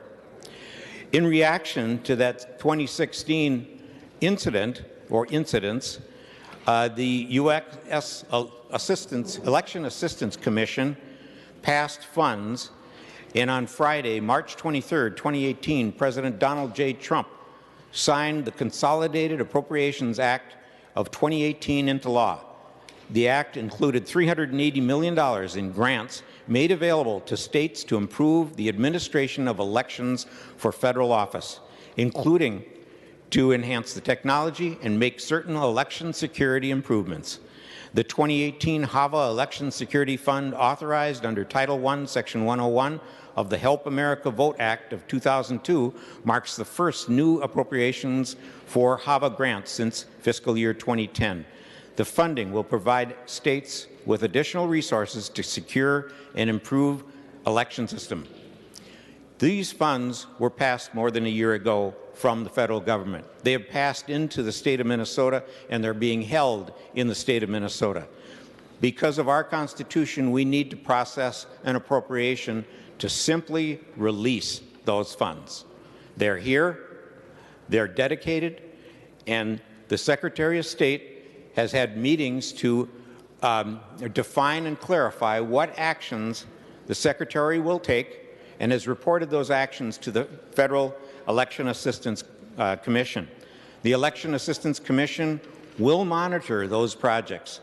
And just for your information, when these projects are being done, the EAC will mandate that every 15 minutes, workers on those projects will have to report their duties. This is very tightly controlled and highly monitored.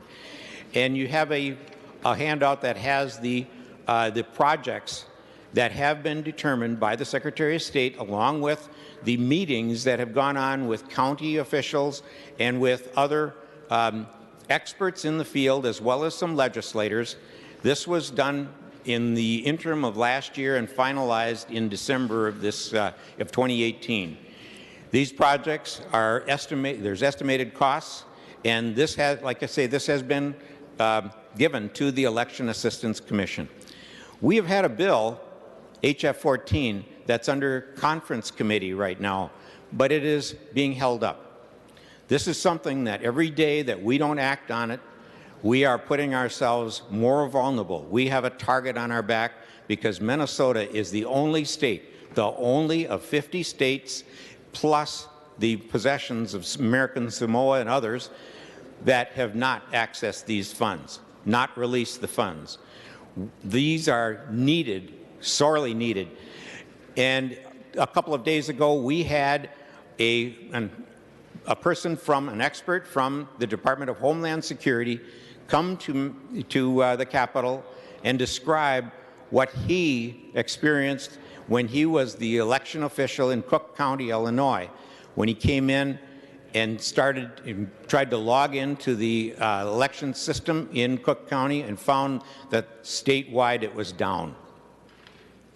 And he sorely, sorely regrets not doing more things if he'd have known that this was happening.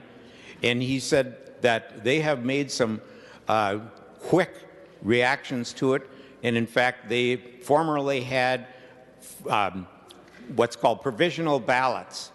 And they instituted same-day registration like Minnesota already has, and that pretty much eliminated the need for provisional ballots and to have those ballots cleared up after an election. So we are sitting here right now with the solutions in hand, but yet we have not released those funds. And Mr. President, I have an amendment, and I'll pull it up here in a second. It is the A40 amendment to Senator Carlson offers. Oh, sorry. I'll have the Secretary report it. It's the Senator A40 Carlson amendment. offers the A40 amendment. The Secretary will report the amendment. Senator Carlson moves to amend Senate File Number 2227 as follows, page 19. After line 33, insert this is the A40 amendment. To the A40 amendment, Senator Carlson. Thank you, Mr. President. And the A40 amendment is rather simple. It does describe the work that's needed, and it appropriates the funds as is needed. Again, these funds are already in hand. There isn't any effect on any budget whatsoever. These are funds that have been on hand and in the state ever since they were granted to us back last year, early last year. So. And you can read the steps. It's modernizing, securing, and updating the statewide voter system for cybersecurity upgrades as authorized by federal law, improving the accessibility, preparing training materials, and training local election officials. And this is actually something that has to be done for all 87 counties plus anyone else that's involved. Implementing security improvements for election systems. And what one of the things that they need to do is something that we've all done, and that is to put in the double access controls, implementing the security systems improvements for election systems, and primarily that's investing in more antivirus software, and then funding other activities to improve the security of elections. This is a one-time appropriation. You have the list of projects, and I can expand on any of them that you would like. So I'll stand for questions.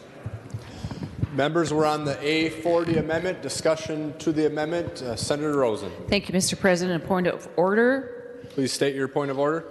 Rule this amendment out of order under Rule 7.4, Paragraph 1. Increase net appropriations for a fund for the fiscal biennium without a corresponding increase in net revenue compared to the bill as it was reported to the floor of the Senate. Advice?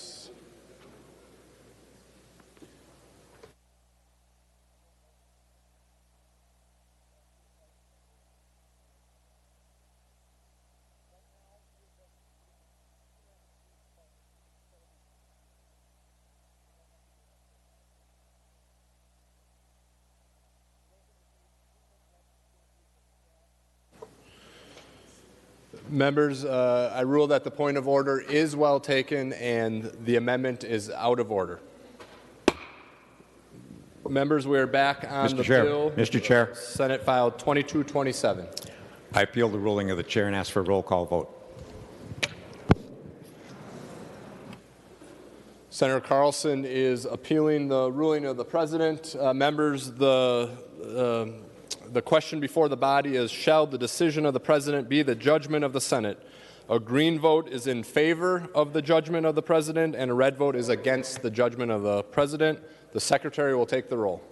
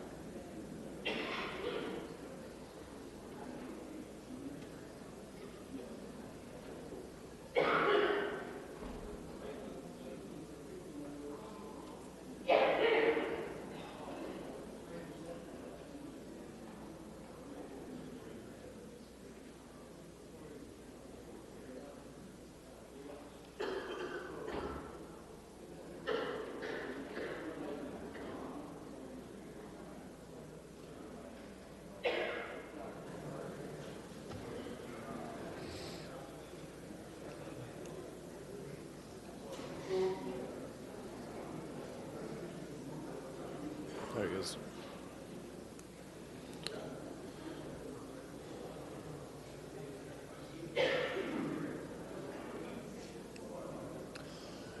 All senators having voted who have the desire to vote, the Secretary will close the roll.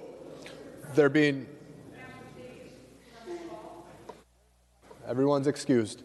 There being 35 ayes and 30 nays, the amendment The decision of the President is sustained. I forgot what we were doing.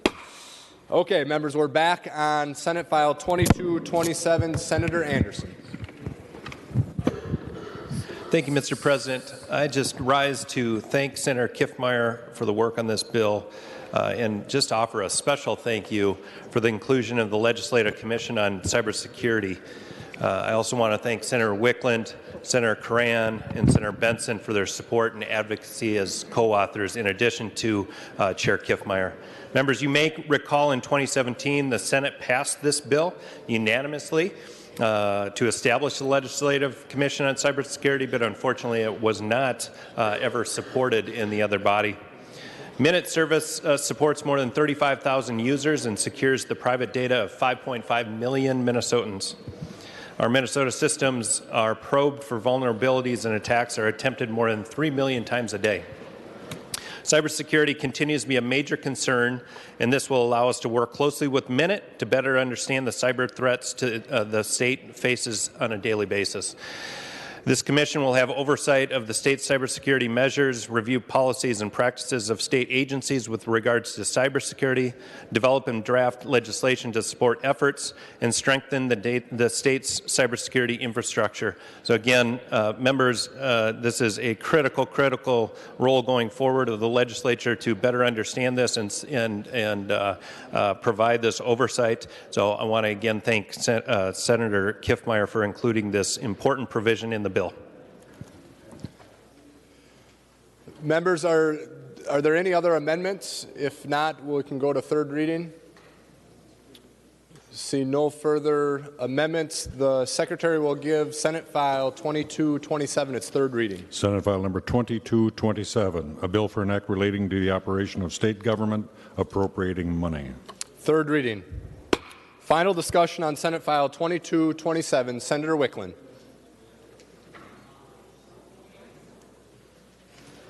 Thank you, Mr. President. I just wanted to rise to make a few comments about Article 3, the IT article. And I wanted to say that there are a few positive items in that section or in that article that I'd like to comment on. I'd like to echo what Senator Anderson was relaying about inclusion of the Legislative Commission on Cybersecurity. I was really pleased to see that included. I think that's an important step that we need to take to help the legislature understand the cybersecurity threats we face, and to also allow us an opportunity to have meetings that are closed in order to understand the very sensitive information that might need to come forward. And we don't currently have a forum for doing that. So I was pleased to see that included. Also, the Legislative Commission on Information Technology, that seems like a good step forward for us as well. I think that we do need to have better understanding within the legislature of our IT environment and how the projects are moving forward. IT plays such a key role in so many of the agencies, or all the agencies really. So I think that's a good idea to have a body that meets more consistently and is able to take up recommendations of, for example, the Office of the Legislative Auditor and look at it overall. I also was pleased to see the budget support for cybersecurity. That funding is absolutely essential to have our environment, our infrastructure protected from cybersecurity threats. We need to reduce our number of data centers, and we need to allow the Minute to deploy the tools that they need to protect the sensitive information that we have. Our citizens are counting on us to do so, and so I was pleased to see that included in this budget. A few items that I do see that I have some concerns about. There are several provisions that I believe may have a negative impact on our ability to move our IT systems forward effectively, and have an impact on the efforts that we're trying to do right now to improve our IT infrastructure in all our agencies. One of those, there's kind of contradictory direction regarding IT consolidation. There are provisions that would reduce the number of services or make it optional for some of the managed services that agencies use today from Minute, and it would make them optional.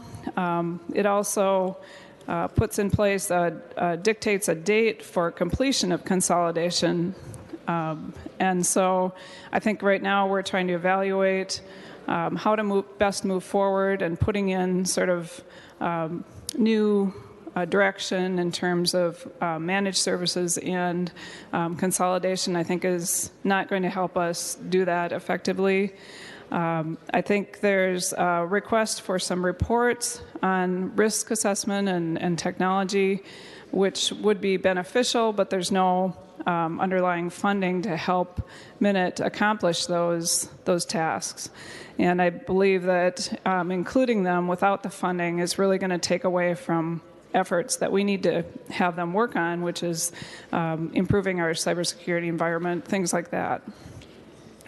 Also, there's a project management process that's laid out, and I think that right now prescribing project management process in statute, I don't believe will serve us as well going forward without having advice come forward from the commissions that are going to be put in place if this bill moves forward. And we should be taking advice before we prescribe processes like these. And to emphasize that, the Governor's Blue Ribbon Council has only had one meeting so far. I believe that body is going to be able to provide us some very good advice on our IT systems and how we have our IT system structured. And we should be allowing for that information to come forward through reports rather than putting into place in here, putting specific recommendations on project management or how services should be provided at this time. The Blue Ribbon Council has 3 subcommittees that are meeting to talk about modernization, data privacy, and cybersecurity. And I believe through those subcommittees and the full council, which includes private sector expertise, I believe the recommendations that are going to come forward are really going to help us. And that's really what we should be focusing right now.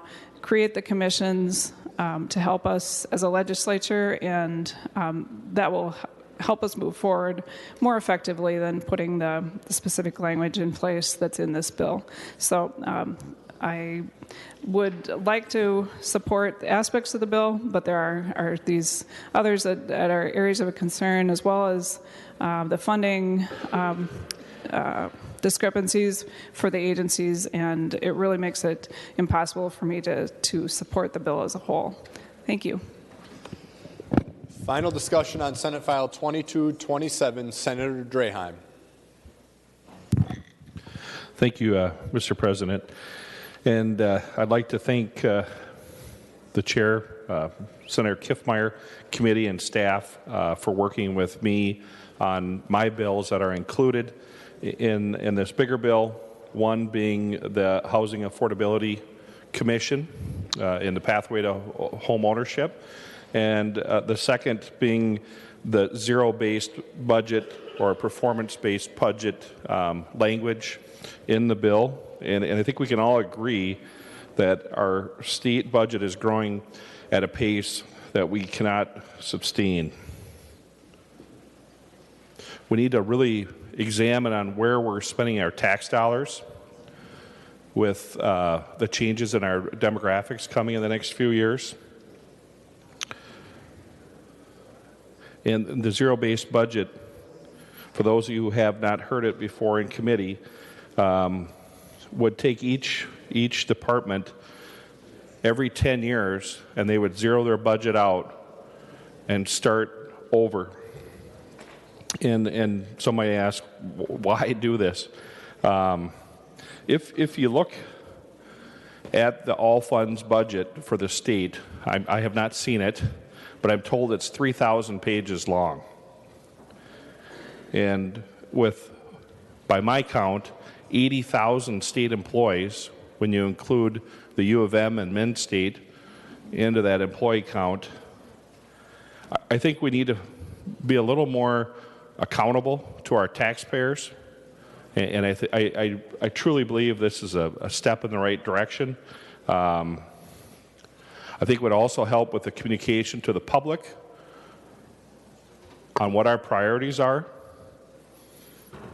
It'll quantify our goals so we can measure what we're working on, be more transparent,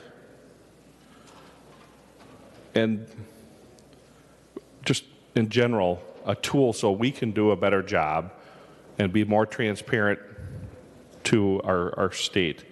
So once again, I want to stand up in support of this bill and thank everybody for their time. Final discussion on the bill, Senator Rosen. Thank you, Mr. President. And I do, too, stand in strong support of Senate File 2227. There is a provision, though, in the veterans that I'd like to particularly point out, and that is the $1 million in one-time money to the C.O.R.E project or program, which is counseling and case management outreach, referral, and education for our veterans. And this came from Senate File 1, which is a focus for the Senate on mental health. And this C.O.R.E program is counseling for trauma-focused behavior therapy, deployment, reintegration support, stress and anger management, substance abuse, addictive behavior, everything that a veteran needs to be able to be healthy, ongoing, and have a strong, healthy life. These services can be provided, or you can get information from your county veteran service offices in Alexandria, Bemidji, Brainerd, Detroit Lakes, Duluth, Fergus, Mankato, Moorhead, St. Cloud, Wilmer. I think this just is a very important part of this veterans piece in this bill that I hope members you take home and really let your veterans know that we are supporting them in any of their needs, especially in mental health. Final discussion on the bill. Senator Kiffmeyer. Thank you, Mr. President and members. Thank you, everybody, for a robust discussion and the variety of the issues that we discussed here today. I consider it all very valuable. So, members, we took a hard look at reform, accountability, transparency, and as you can see in Article 3 that Senator Wickland spoke to, we did the hard work. We met, we talked, we worked it through, used our wonderful nonpartisan staff. I worked with the agencies wherever I could and sought their input, and appreciate that very, very much. But I also want to give special acknowledgement to Senator Bruce Anderson and the Veterans and Military Affairs Committee for their hard work on their portion of this bill. As the wife of a Vietnam veteran, as the daughter of a World War II Navy veteran, as a sister to brothers and sisters who have served, as a grandmother to an Army service member, I take great pride in being able to carry this portion of the bill with me in their memory and in their honor, and to all those who have served our great country. And, Mr. President, with that, I ask for a yes vote on Senate File 2227. Thank you. Members, we are on final passage of Senate File 2227 as amended. Seeing no further discussion, the Secretary will take the roll.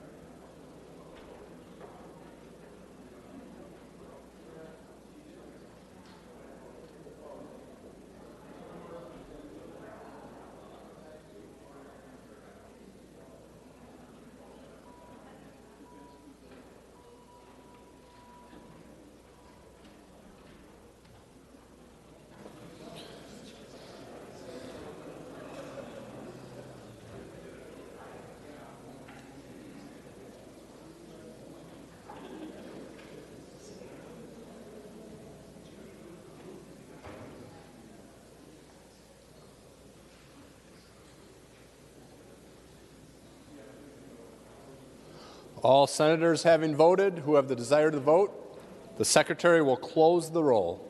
There being 37 ayes and 28 nays, the bill is passed and its title agreed to. Remaining under motions and resolutions will revert to the fifth order of business, reports of committees. The Secretary will read the report.